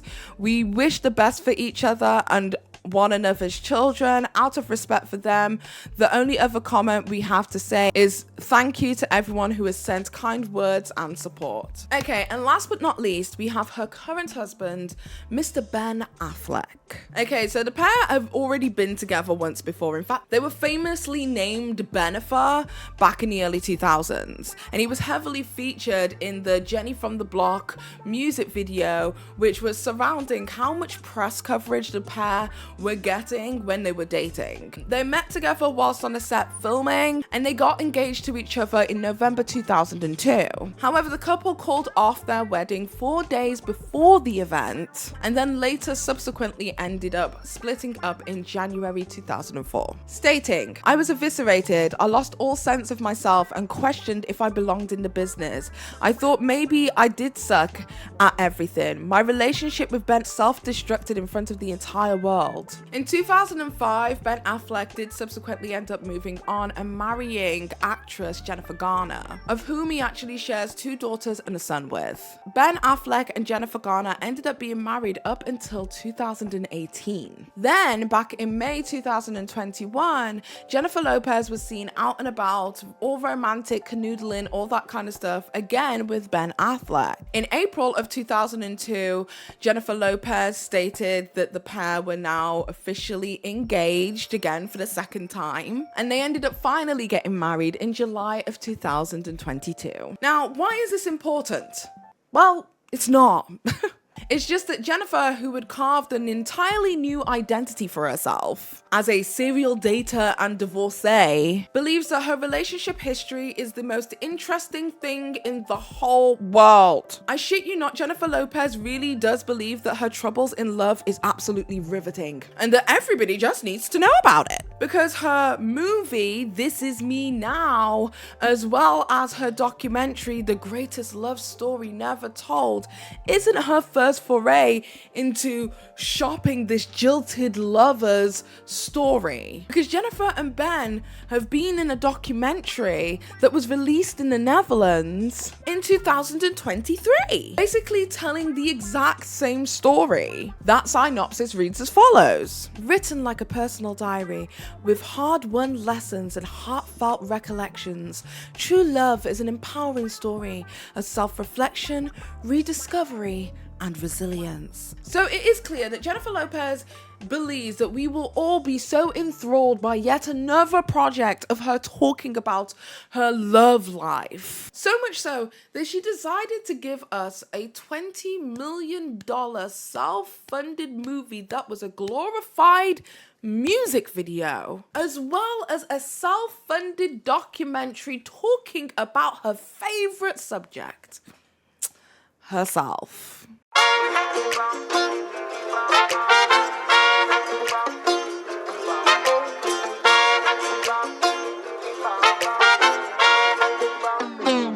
Okay, girl, so this is where we get into the movie. This Is Me Now. I watched this movie so that you guys don't ever have to watch the movie.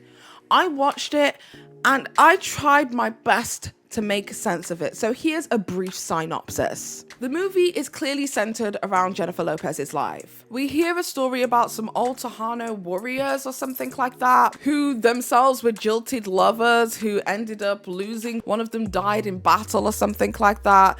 And the legend basically says that whenever you see a hummingbird flying from flower to flower, they're looking for their loved ones. This is important. Why is it important? Because there's a lot of rose petals in this. We see Jennifer Lopez riding on a motorcycle with some guy who she is holding onto tightly around the waist. The road looks really wet and full of rocks and stones and just looks like a place that you really wouldn't want to travel at high speeds.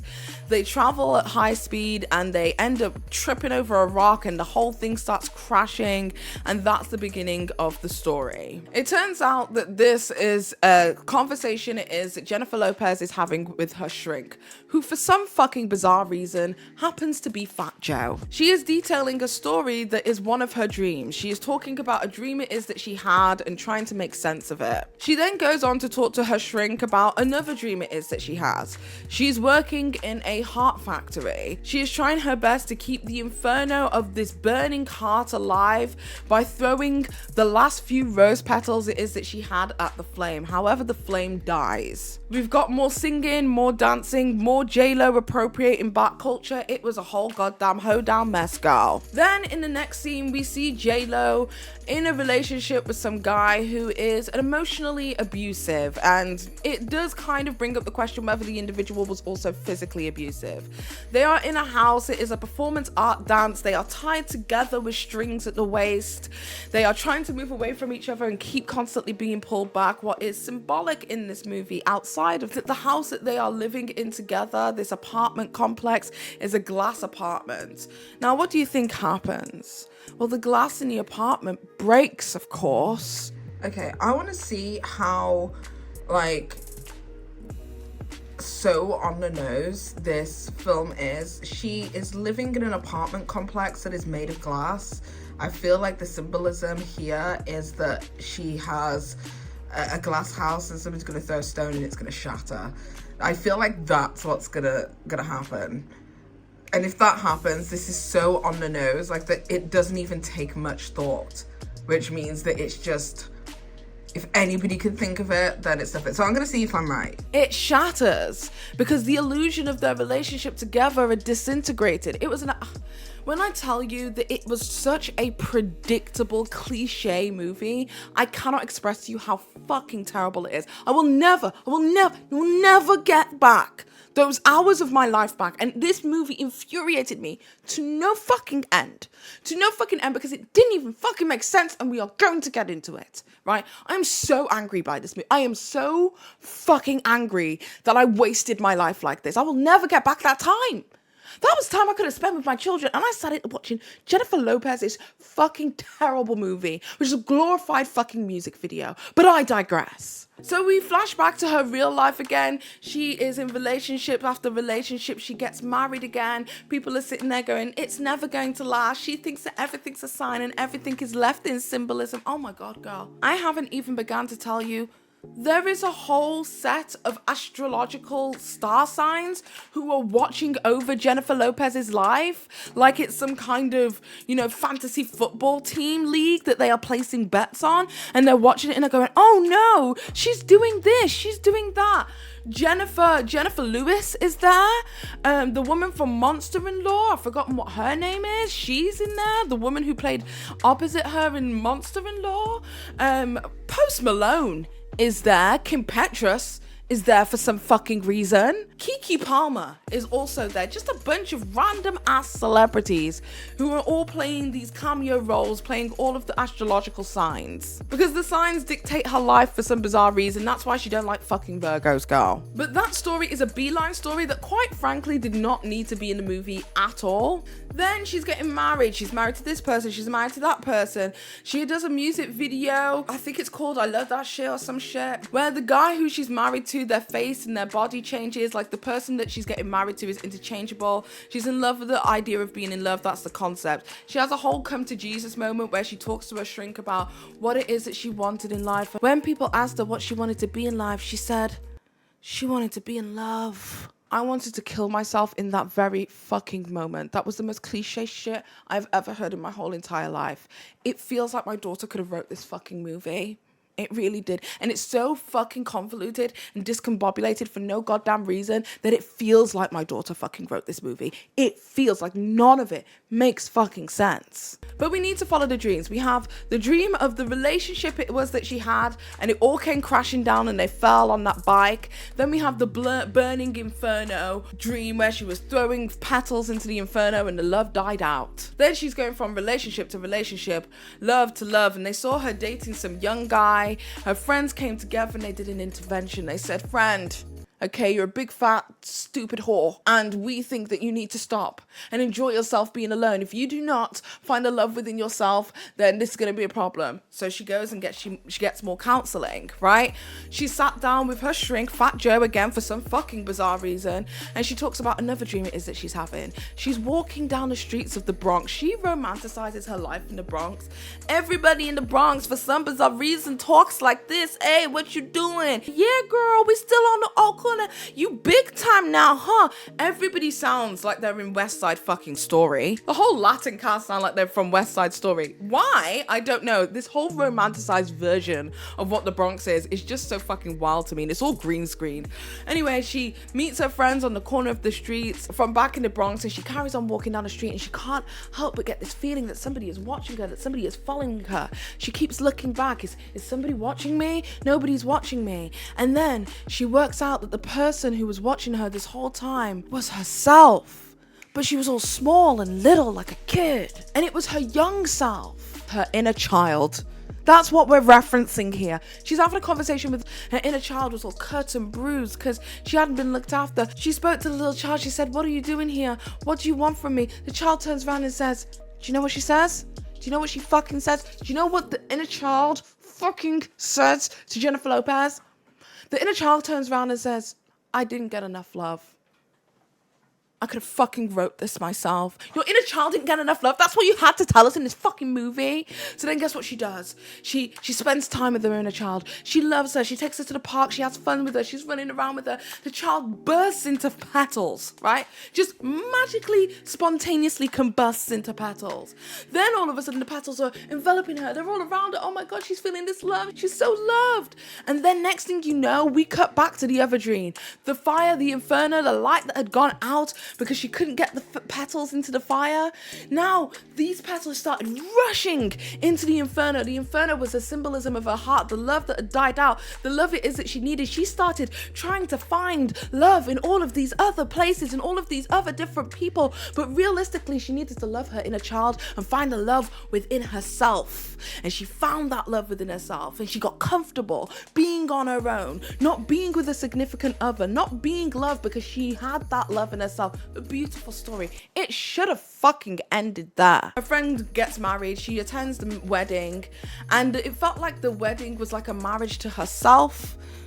When I tell you Jennifer Lopez's favorite fucking conversation is herself, this is prime example, right? So she goes out and she goes to this wedding, but this wedding wasn't about the friend who was getting wed. The wedding was about J.Lo. She, for some bizarre reason, was dressed like a bride, but she was happy. She was watching everyone be in love, and she was by herself, and she was comfortable and happy being by herself because she'd found that love inside herself. After all of this, she, for some bizarre reason, after a conversation with a shrink, leaves the shrink office. It's raining outside. She's walking through the rain and dancing. She sees a hummingbird in the hummingbird. It comes back. She sees a hummingbird in the distance. She looks at it. She laughs. She smiles. She's like, oh my God. And the movie randomly ends abruptly because now we flash to a scene of her on the back of this bike, which I imagine is her relationship with her and Ben Affleck. And now they are traveling this road together, but the road isn't covered with water and rocks and it looks a mess and looks like something that you would fall apart in. The road was clear. You could see the road. The sunshine was out and they were traveling that road together. Boom. Movie finishes. What the fuck did I just watch? This whole movie gave me a fucking aneurysm. I have never watched anything and it ended so abruptly that I was like, that's it? We're not even gonna... What? I thought to myself, okay, so the story is she didn't love herself enough. She tried to get into so many relationships, and then she found the love it is that she needed in herself by nurturing her inner child, and through that she was able to have the love it is that she deserved. I understood. I got the movie. That was until I saw the documentary.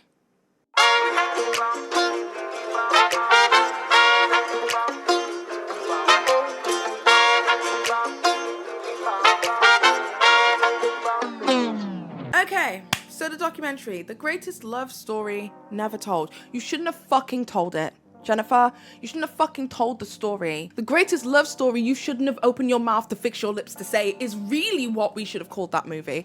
This documentary, it was the most self-absorbed fucking thing I've ever seen in my whole entire life. Jennifer Lopez is trying her damnedest, is trying her hardest to let everybody know that she is a real fucking human being, that she is a person with feelings and emotions. Now, this whole thing I watched to try and make more sense of the movie that ended so abruptly that made absolutely no sense to me whatsoever. I wanted to find something in there, right? Now, I could go into how the documentary itself has been clowned all across social media. We have seen it. I will put in a couple of clips dispersed throughout whatever it is that I'm talking about right now, but we've seen the clips of Jenny from the block. We'll talk about it, right? So I'm not going to touch on those points because we will get to them later. But what I will say is, I have never been more infuriated by the complete misdirection that I was given in that documentary. So there's this scene. Jennifer Lopez is talking to all of the dancers and all of the team who are going to be working on this project with her. This is the behind the scenes, you know, she's showing her, you know, training and working and all of this kind of stuff for her movie. And she's talking to her team, trying to give them a real sense of what the movie's about. And there was this one scene, right? There is this one scene where she explains, in fact, I made a video about this on Twitter. I'm gonna let me speak from the past at the time that I was watching this video as to what it is that I was fucking talking about. Roll the clip. Okay, this is mad confusing to me. So she's gonna start talking now, and in this section, she's talking about her relationship with her own self-esteem and love, and then basically says that Ben Affleck is the person who made her see the love in herself that she needed to see.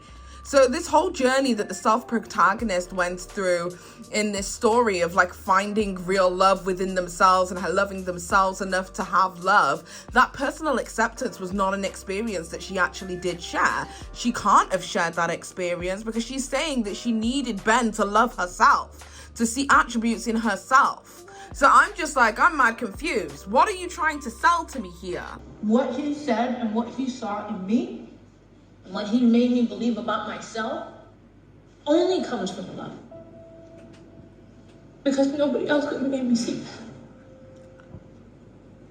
about myself. So then what the fuck was the point of the fucking movie?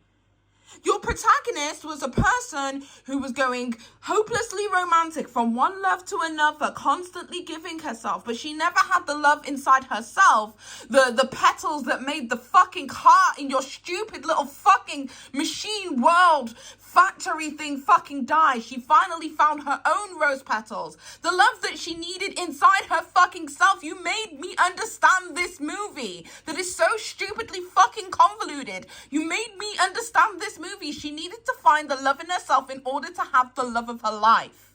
And she did that. Now you're telling me that the only person who can tell you and love you enough in order for you to see the things in you that you need is somebody else. When that is not what you told me the whole... What do you mean that he needed to love you? That was never a part. You had to find the love in yourself. You literally had the whole conversation with your whole inner child. Your inner child burst into roses. The roses lit the inferno. The inferno was your heart, was your love song. That you were able to find the love in yourself. You were fucking out here dancing in the goddamn rain, Jennifer Lopez. You were attending weddings by yourself because of the love it is that you felt inside. You loved you first. Therefore, that you could have the love it is that you deserved from the very fucking beginning. This is what you told me that you needed to have, was the love it is that he provided for you when he saw the things in you that you didn't see in yourself. Then what is the movie about? You made me understand this stupid fucking movie. What the fuck is the movie about, Jennifer? I was so lost. It was so infuriating. She has no direction. I just think she enjoys talking about herself so goddamn much that, like, it doesn't even have to make sense for Jennifer as long as it's about Jennifer, which is a wild fucking concept. I was so angry. I was watching that shit so freaking mad. Because why did you make me watch this? And then this 2-hour fucking movie, and then make me watch this 1.5-hour documentary for you to tell me, you know that thing it is that we told you in the movie? Psych. That's not really how it went.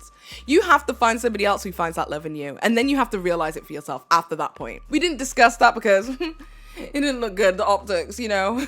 Serial relationship and divorcee finds a love in herself after somebody tells her how great she is because she's a narcissist. Oh my goodness. An absolute mess. I hated it. I hated it. I hated it. I hated it. I hated it. I hated it. I hated it. And I never want to ever think about this story again. This is why it took me so long to put the video together, because I was so annoyed. It actually just annoyed me so much. It was the most annoying thing it is that I had ever seen. And never again. Never again. That's all I have to say. Don't talk to me. Never again. Okay? We're done. We are done here.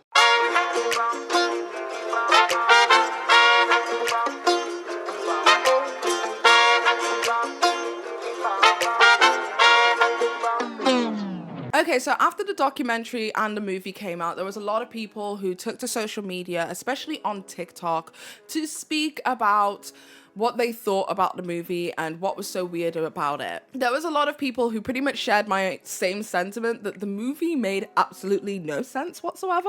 And there was also a lot of people who were making a lot of jokes about Jennifer Lopez and her inauthenticity. Predominantly the scene where Jennifer Lopez talks about her life as a girl in the Bronx. And that brought up this whole separate discourse from especially people from the Bronx and people of Latin descent from New York in America, basically saying that Jennifer Lopez is nothing like us and she keeps using us and wearing us like a hat or a bandana as she did the black community, and we're tired of it. These are some of the videos it is that I saw on social media in regards to this, but it was a hoot. People really, really aren't messing with Jennifer Lopez. I just finished J.Lo's new movie. Where do I begin? If you're curious about the plot, so am I. And I just watched it. It's some like mythological story where she like chases a magical hummingbird. Like Pan's Labyrinth meets a J.Lo music video. It's a movie no one asked for. J.Lo works in a heart factory, but they don't make hearts at this factory. It's just a factory with one big heart inside. If you're confused, buckle up. The heart starts malfunctioning and it's about to explode and like everyone's about to die. So they just do choreography as we do in an emergency. J.Lo goes in to save the heart, but they're still dancing. Like no one is doing their jobs. They're just dancing. No wonder why this factory's falling apart. Then, oh my God. Then J.Lo is in a futuristic glass house with her new lover. Also, I don't know if you knew this, but in the future, ropes are in. Everybody's wearing ropes. So her and her boyfriend get in a fight because she keeps putting her grubby little hands on every surface of this all glass house. And he's like, do you know how expensive that is to clean? But they're not alone. J.Lo has roommates in this glass house who are also obsessed with ropes.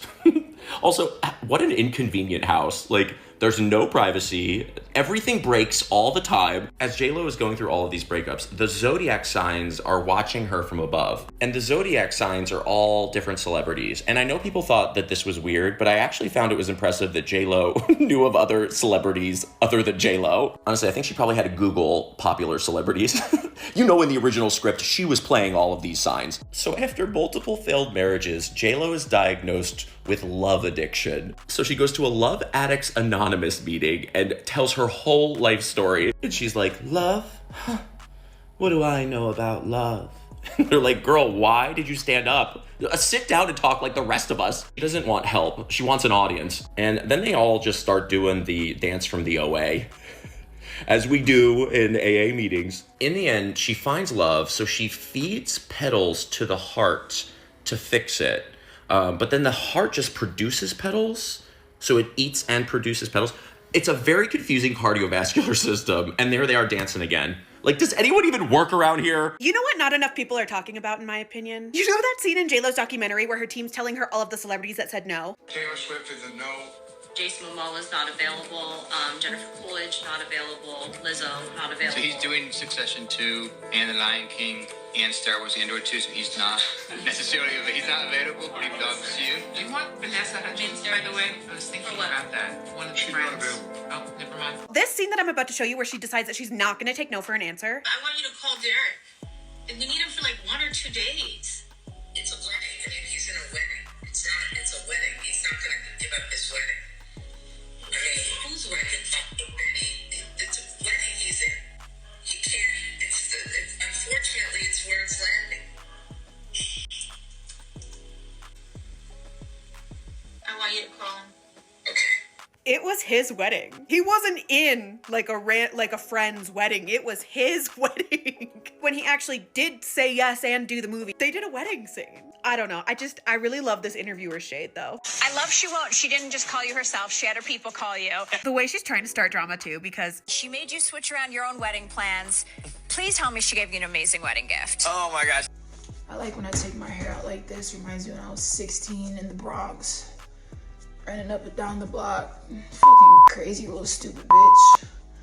I used to sell crack cocaine, fucking shoot guns, and be on the block and in the hood, moving at work, fucking selling crack cocaine, hang out with Fat Joe and shit, and 50 Cent, Biggie. Fucking used to fucking do raps and stuff. Fucking writing raps for Biggie. Fucking just no limits. Zero limits in the Bronx, just full of dreams and cream. I wasn't Jenny from the block, I was Jenny on the block. Fucking had the block hot. I had the fucking Bronx so hot. Fucking police everywhere and shit. Fucking shit. Used to fucking teach little mama how to Harlem Shake and fucking do the chicken noodle soup. Used to rap battle Tupac. Fucking crazy little girl. Fucking Bronx. Okay, so that particular scene then started off more conversations about things it is that J.Lo has done and said in the past that just really wasn't correlating. Like, for instance, Jennifer Lopez ended up doing one of those like 70 questions with Vogue videos where they follow you around the house, like these celebrities around the house, and ask them all these random questions. And one of the questions it was that Jennifer Lopez was asked was, what was her go-to items to get from the bodega? Now, apparently, especially in Latin culture, but also for people in the Bronx, in New York, and you know, their bodega culture. Bodega orders are very intricate, and you have to know the lingo and know the phrases in order to get the appropriate order from the bodega. This is a cultural thing that I definitely am not well versed in. However, people who are from the Bronx and people who are Latin are like, girl, what are you talking about? This does not sound like any kind of bodega order that I have ever heard. Take a look. And what was your go-to order at the bodega? My go-to order at the bodega was ham and cheese on a roll with an orange drink, if you know, you know, and a small bag of chips. That is the most plain fucking order. What chips? Like, what drink? Like, what? Nothing else in the sandwich? My mom lived in the Bronx. I'm gonna call her right now. I'm gonna ask her what her bodega order is. Watch.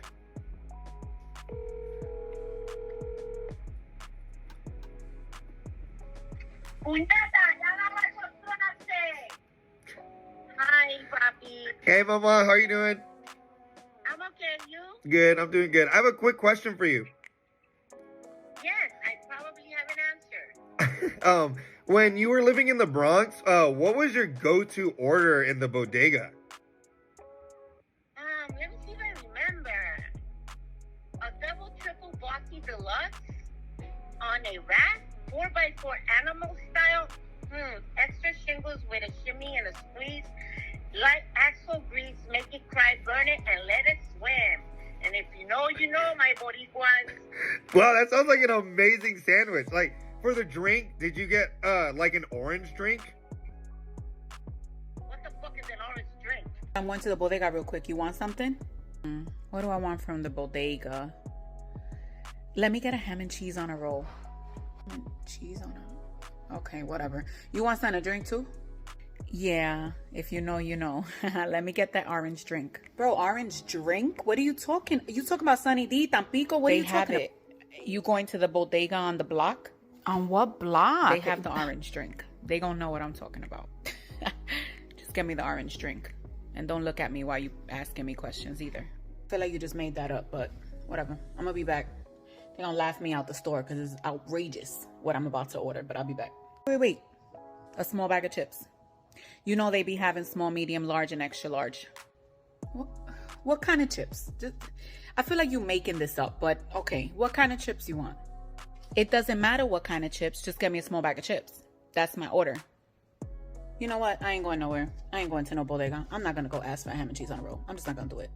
An orange drink, DK, orange drink. Mira. So now, after all of this controversy and a lot of people from Jennifer Lopez's own community calling her out, as well as numerous other people saying that she's unauthentic, she's not real, there are people who are bringing up old stories from back in Jennifer Lopez's high school years, stories from their own childhood of Jennifer Lopez interacting with people from the Bronx and just how she projects this idea, this romanticized version of what Bronx life was for her. So take a look at some of these videos. Since everybody's talking about Jennifer Lopez and this clip, I thought I would also share my childhood trauma involving meeting this woman for the first time on the block. I'm gonna give you some brief background information about where the block is and my story, just so you know what's going on. So fun fact about me, I used to go to the school that J.Lo's mother taught at, that J.Lo herself attended. It was Holy Family School in the Bronx. And notice how I said was. I'll get back to that later. I was not present when J.Lo's mom was there. She just retired. And I believe the reason why she retired was because she won $2.4 million in a lottery. And she was like, bye, which is completely understandable. I also went to the same pizza place she would go to, Cross Bronx Pizza, because it was just down the block. And I also went to the same after school program that she went to, the Kips Bay Boys and Girls Club. Went for a couple months and I didn't like it, but that's another whatever. And as you can see here, the pizza place, the school, and the Boys and Girls Club are all on Castle Hill Avenue in the Bronx. And this is what I think she refers to as the block. Now on to the main event. It is 2002, if I remember correctly, around the winter time, leaving school, it's dismissal time. I'm walking down the stairs and I notice a huge crowd and I'm like, what's going on? I did not know who Jennifer Lopez was. I was kind of a nerdy child and the music phase didn't really hit me until about the 8th grade. But from that day on, let's just say I knew who J.Lo was. So I make my way finally to the first floor, and as I turn the corner, I just see kids getting pushed, punted into the building. Get back in the building by these two big men who are obviously bodyguards. I didn't know that. Next thing you know, I'm getting pushed also into the floor, and I fell next to the staircase, and I'm just like, what is happening? And that's when I catch a glimpse of this woman, not acknowledging anything that's happening. She's walking between her bodyguards and then she's out the door. Flash forward a couple of minutes after my concussion subsided and I picked up all of my belongings. I made my way out of the front door of the school over here, and I wanted to go to my favorite pizza place down the street because I had 50 cents and I knew a pizza roll would help me forget about this whole thing. Then I noticed the large crowd outside and I was like, it's never that busy there. And then I realized that woman was probably inside of the establishment. So I was like, forget this. I'm gonna get on the city bus and go to my aunt's house. And that's when my aunt and my cousins told me that that woman was Jennifer Lopez. So I actually found this article from 2002, and even back then, people were saying that she's a phony and a fake and doesn't do anything for the block. Kind of freaking out because this article is about that day. Look, she visited Holy Family School for the cameras, and then she went to the Cross Bronx Pizza shop. Here it is. Bodyguard shoved excited kids out of the way, residents said, leaving one tiny fan in tears. See, I wasn't lying about anything. And the reason why I said was Holy Family School is because the school is gone now. As of last year, it had to close its doors. And look, am I saying that J.Lo should be required to donate money to all the places that she grew up with? No. But when you make it your whole personality that you grew up from the Bronx and you went to this school and how you loved going to this pizza place or that dance studio, and you don't give no money to any of these places, but it's your whole personality, it's kind of weird. Like this, it reminds me when I was 16 in the Bronx, running up and down the... Okay, I truly have left this woman alone for years. I have just been annoyed in silence since high school. And guess what? I'm a Puerto Rican woman from the Bronx who went to the same high school as you, and you're lying. I saw your high school photo. You did not have hair like that, and we also both attended an all-girls Catholic high school in an Irish and Italian neighborhood, so you weren't running up and down the block. You know damn well you were sitting next to Megan Farley and Christine Marchetti in class. Why are you lying? Please stop using us to look human. We are sick of you. You don't do shit for us. Keep our names out of your mouth. We're not running up and down the block. Not all of us do that for kicks. You're stupid. Stop using us to look human. Stop using us to look relatable. We don't like you. Okay, so as you can imagine, Jennifer Lopez has been clowned all across social media. And because of that, the tour that was supposed to be accompanying not only the documentary, but also the glorified music video, which was a $20 million movie that she self-funded, it was supposed to be This Is Me Now tour, right? I fully believe that Jennifer Lopez named one of her albums This Is Me Then so that she could eventually have this, like, you know, crescendo moment of This Is Me Now. 100%. I feel like this was done with so much forethought. But I think she expected to be somewhere further along in her career when this happened. But alongside it, she was supposed to be doing a tour, the This Is Me Now tour, which now has subsequently been renamed to This Is Me Now Live Tour Greatest Hits or some shit. They've turned it into like a greatest hits thing because people really weren't vibing with the original movie. So the whole thing has been completely renamed. However, Jennifer Lopez ended up cancelling several different tour dates on the This Is Me Now tour. And a lot of people started bringing up the fact that the ticket prices were extortionate. Some ticket prices were literally going for $1,000 to be in like the general pop standing area. And I mean, I'm not quite sure what it is that they expected because the This Is Me Now album, just in general, despite the $20 million project that went behind it, simply just did not chart well. Variety is quoted as saying, upon release in February, the This Is Me Now tour struggled to find an audience, selling 14,000 copies in its first week. While the album did debut in the Billboard Top Album Sales chart, due to 11,000 physical sales, it arrived at 38 on the Billboard 200, becoming the second of her 9 studio albums to bow outside of the top 10. So it seems as if the latest pivot that we are seeing with the I Am World Tour, for it to be, you know, from the album itself to the variety album of all of her greatest hits, seems to be a move it is that they've made to make it more palatable to the general audience to want to go and see a Jennifer Lopez show. But quite frankly, it just simply is not selling, and numerous different tour dates have been shut down and said, you know, we're not doing those areas anymore. A lot of people seeing her as tone deaf and out of touch because a lot of people are going through the cost of living crisis right now, and we don't have, you know, $1,000 to sit in general pop, girl. And I mean, $1,000 is literally on one of the lowest end of the scales. There were some tickets that were literally going for an eye-watering $3,500 plus. So as you can imagine, it's just going so poorly, and 7 dates of the tour at this point in time have already been cancelled. So it's quite interesting to me that despite all of the work, despite all of the personal growth and stuff it is that she believes that she's gone through, despite her shopping this love story to us and all of that kind of stuff, it just still didn't hit. It failed.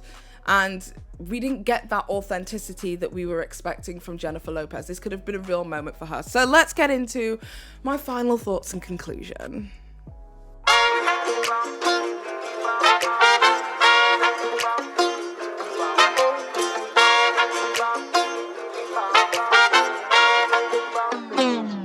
Jennifer Lopez, to me, seems as if a person who is desperate to be accepted and acknowledged and acclaimed for something. Be that within the music industry as a musician, after years of not really showing herself as a musician, or as an actress. Despite creating such a not so great space amongst female actresses with some of her disparaging words towards her colleagues. This was extremely notable for me when somebody had made a TikTok video, which I will put in today's video, where Jennifer Lopez was doing a roundtable talk with a bunch of different critically acclaimed actresses. We're talking about people such as like Lupita Nyong'o, etc., etc. And Jennifer Lopez seemed to really try her best to center the conversation around herself. Again, because the conversations are always about Jennifer and her favorite subject is herself. Take a look at some of these. Since we're on the topic of J.Lo, you guys have to see this actresses roundtable where it's just like the most brilliant, talented, amazing women at one table, and then there's J.Lo. And like Lupita would like answer a question and answer it with such brilliance and knowledge, and you just want to listen to her forever. And fucking J.Lo just interrupts and like out of nowhere starts talking about hustlers. But with us, I had to play two characters in one movie, and I had the time it usually takes me to prepare for one. And these two characters are diametrically opposed to each other. They are individual, but they're also two entities that ultimately are one. I think you're always kind of excited at the undertaking of a new role, a new movie. And I've done them for so long, and a lot of us have here, that you're not nervous. There's like butterflies, but it's not it's not like, oh, I'm gonna go down in flames. It's not that nervous. But this was the first time in a long time that I was actually terrified to do that opening number, which I suggested.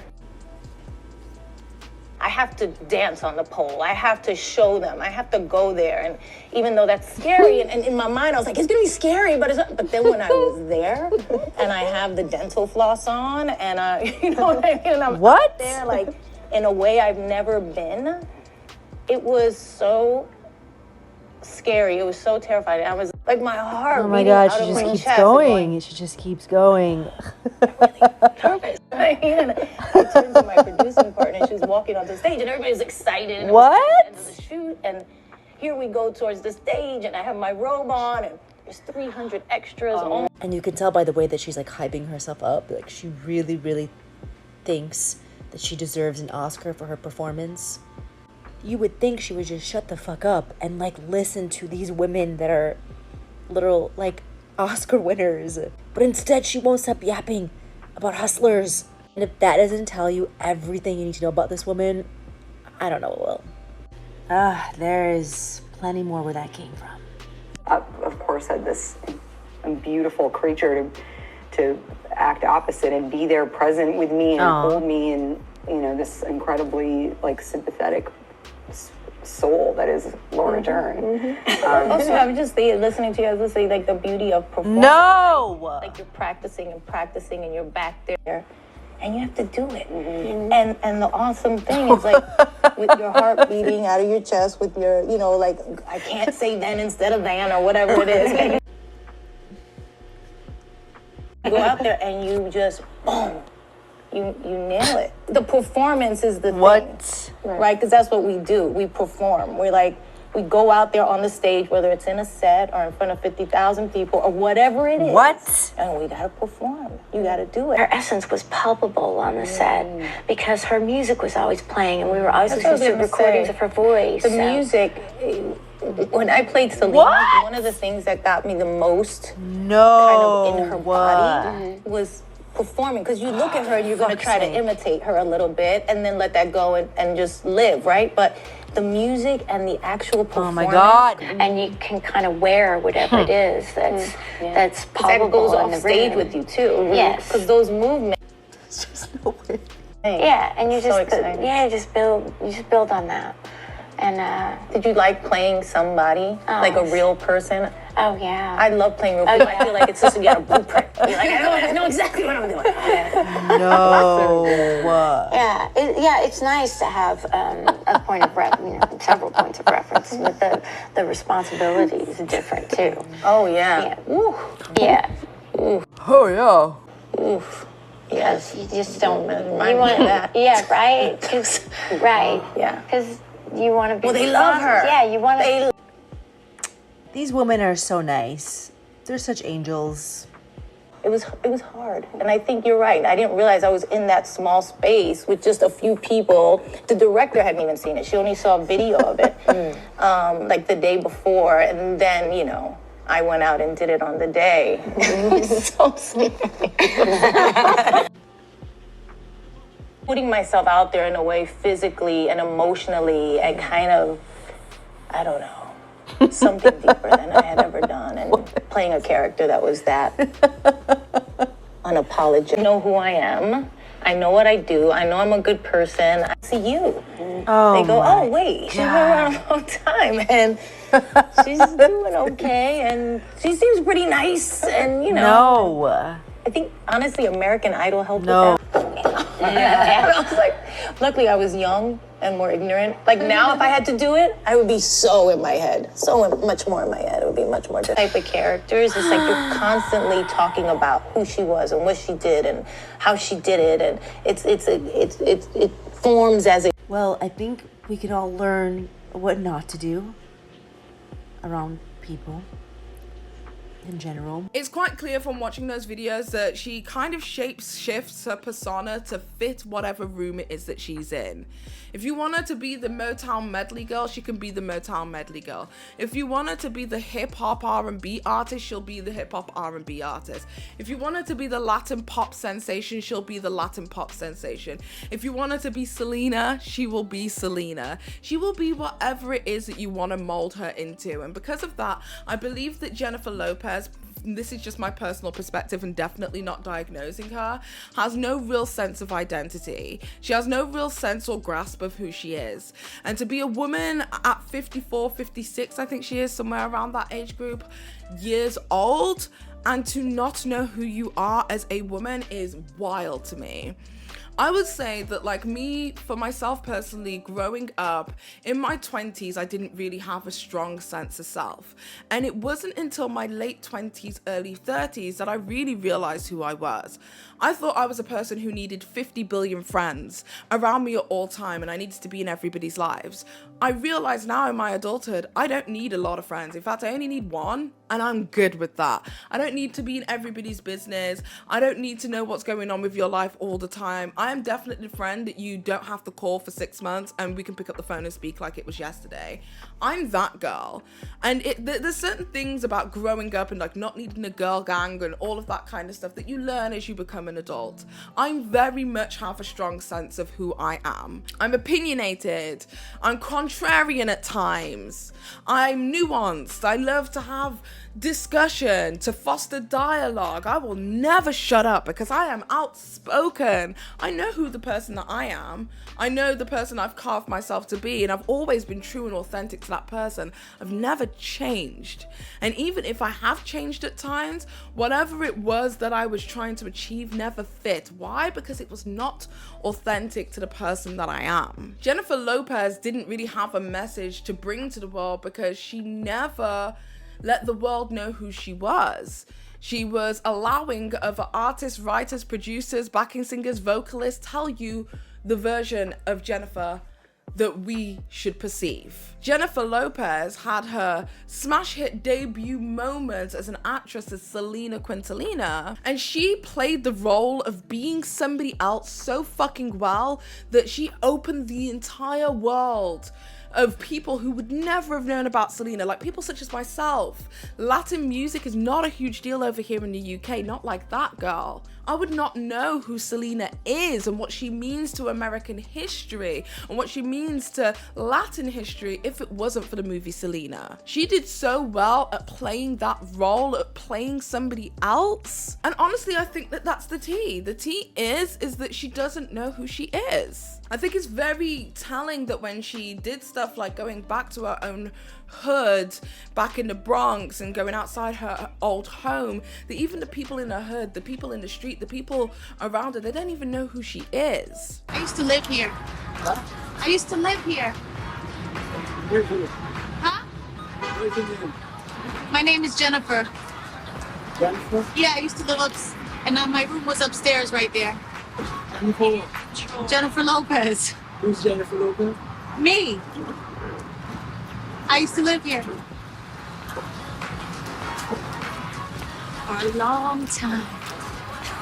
I mean, for Christ's sakes, for those of you who watched the Wendy Williams documentary, Wendy Williams went back to her hometown on the street that she grew up in, and people were reminding her, obviously she's dealing with dementia, people were reminding Wendy of where she grew up. But the people in the Bronx don't know where Jennifer is from. They don't know the aforementioned block that she resided on. The people who live in Jennifer Lopez's old home don't even know who Jennifer Lopez is, despite her being a global sensation. That's wild to me. And when we think of other Latin American artists, I think of people like Cardi B. She could not walk through the Bronx without the whole Bronx screaming her name. People know where Cardi went to school. They know where she used to strip. They know her mom. They know her auntie. They know her cousins. They know her uncle. She still is a symbol and a product of the Bronx, because the Bronx and that energy of the Bronx, the ethos of the Bronx, is authentic to Cardi B. When you think of the Bronx, I think of people like Cardi. I don't think of people like Jennifer Lopez. And it's because I believe people such as Tommy Mottola handcrafted Jennifer Lopez and propelled her into a position of fame and stardom without her really having a fully developed sense of self, fully developed sense of her own artistry. She could just be whatever the fuck it is that he wanted her to be. This whole situation, this whole rigmarole with the movie, with the documentary, with the previous documentary that was released in the Netherlands, with the books, this is Jennifer Lopez trying to justify her fame. She's trying to justify to all of us why she is famous, and I don't think she quite knows why she is. And it's so incredibly funny to me that one of the biggest things is that she started her career by saying that we don't know who Gwyneth Paltrow is, that we know more of her relationship with Brad Pitt than we know of her as an individual, is exactly what she has chosen in this final foray of her life story, her contribution to the world of entertainment, music, theater, production, everything, is her relationships, the romances it is that she shared. Her life story is love and the people it is that she's been attached to. And what she wanted from this movie, this magnum opus moment, is to show the world who she is. And we are still, to this day, left with question marks. Most creatives in this world always tend to suffer with imposter syndrome, that they don't feel as if they are deserving of everything it is that has come their way, that they aren't deserving of, the accolades, the fame, the attention. And a lot of creatives suffer with that. I suffer with that from time to time, that I'm like, I'm just some girl who's in their house talking to a fucking camera. I don't deserve, almost 250,000 people to be subscribed and to watch my shit. But Jennifer Lopez is the exact opposite of that. She doesn't have imposter syndrome. She believes that she deserves all of these things, but she wants to justify it to us. In the documentary, there was this one fundamental moment that really made me think. Ben Affleck had a movie that was like critically acclaimed that he was going to the premiere for, and Jennifer Lopez didn't accompany him. She said that she was going to work, and then due to her own emotions and stuff, she chose not to work, and she was upset about the fact that she couldn't support her husband. And I feel like there's a part of Jennifer who didn't want to support her husband, and it wasn't, and this is just my humble opinion, it wasn't that she doesn't love him and that he doesn't love her and that there isn't this mutual respect for each other. It's the fact that he gets the accolades for the creativity that he puts out there that she wishes that she got for her own creativity. And I think seeing that fully realized for herself makes her feel inadequate. I think she has a huge inadequacy complex. It's almost as if her relationship with Ben Affleck and the accolades it is that he has achieved means that she has a piece of that almost as if this critically acclaimed director, actor, etc., she has pieces of what he has, and that by sheer proximity of him, she gets to revel in a piece of herself that she never got. And if anything, this entire movie and documentary and all of that kind of stuff taught me that Jennifer Lopez doesn't know how to give love. Her love is narcissistic, her love is self-centered. I mean, for all intents and purposes, love is care. And throughout the documentary specifically, it was quite clear from her assistants to the people it is that she has around her, to the team it is that's running her production, that she doesn't really have much true care for anybody besides herself. The one thing that I found very interesting about the movie and the documentary and stuff is that J.Lo never seems to ever truly acknowledge J.Lo's role or impact in the demise of her own relationships. J.Lo doesn't seem to take any personal responsibility beyond the fact that all she ever wanted was to be in love and to be loved, and that there is a potential that she did not love herself enough and that she had to love her inner child. Her relationship demise is still very much very focused around herself and not her contributions to the demise. It takes two to tango. And that was just so funny because in the movie and in the documentary and stuff, it's so clear that J.Lo is never the problem. Everybody else is the problem. And I think that's truly because J.Lo knows more about others than she truly knows herself. But just like the green Versace dress that she wore in 2000, she will definitely wear that again as she tries to prove to all of us who she is, which is a Latin American woman from the Bronx who has had many marriages. Nothing more and nothing less. Oh my god, this video has taken so long to put together and produce. Hopefully you guys have enjoyed it. I am so incredibly tired. I've been filming for so many hours. It is 6:43 a.m. My kids are gonna be awake, but I've tried my best. I hope you guys enjoyed today's video. This was such a long and hard video, and don't ever make me watch no Jennifer Lopez stuff again. I promise you, me and my researchers, we have been crying over how much Jennifer Lopez recommended material we are getting now because of the extensive amount of research. I have to say a massive thank you to my researcher Mandy and my other researcher Katie. You guys, you did the absolute damn thing on this, and I could not do what I do without you. And thank you guys for always holding me down. Thank you to all of my patrons, my subscribers, my members, all of that kind of stuff. I really, really do appreciate you, and I will see you guys in the next video. I'm so tired, so I'm gonna go. I love you guys. Don't be fooled by the rocks that I got. I'm still little Paige pop. Peace. Bye.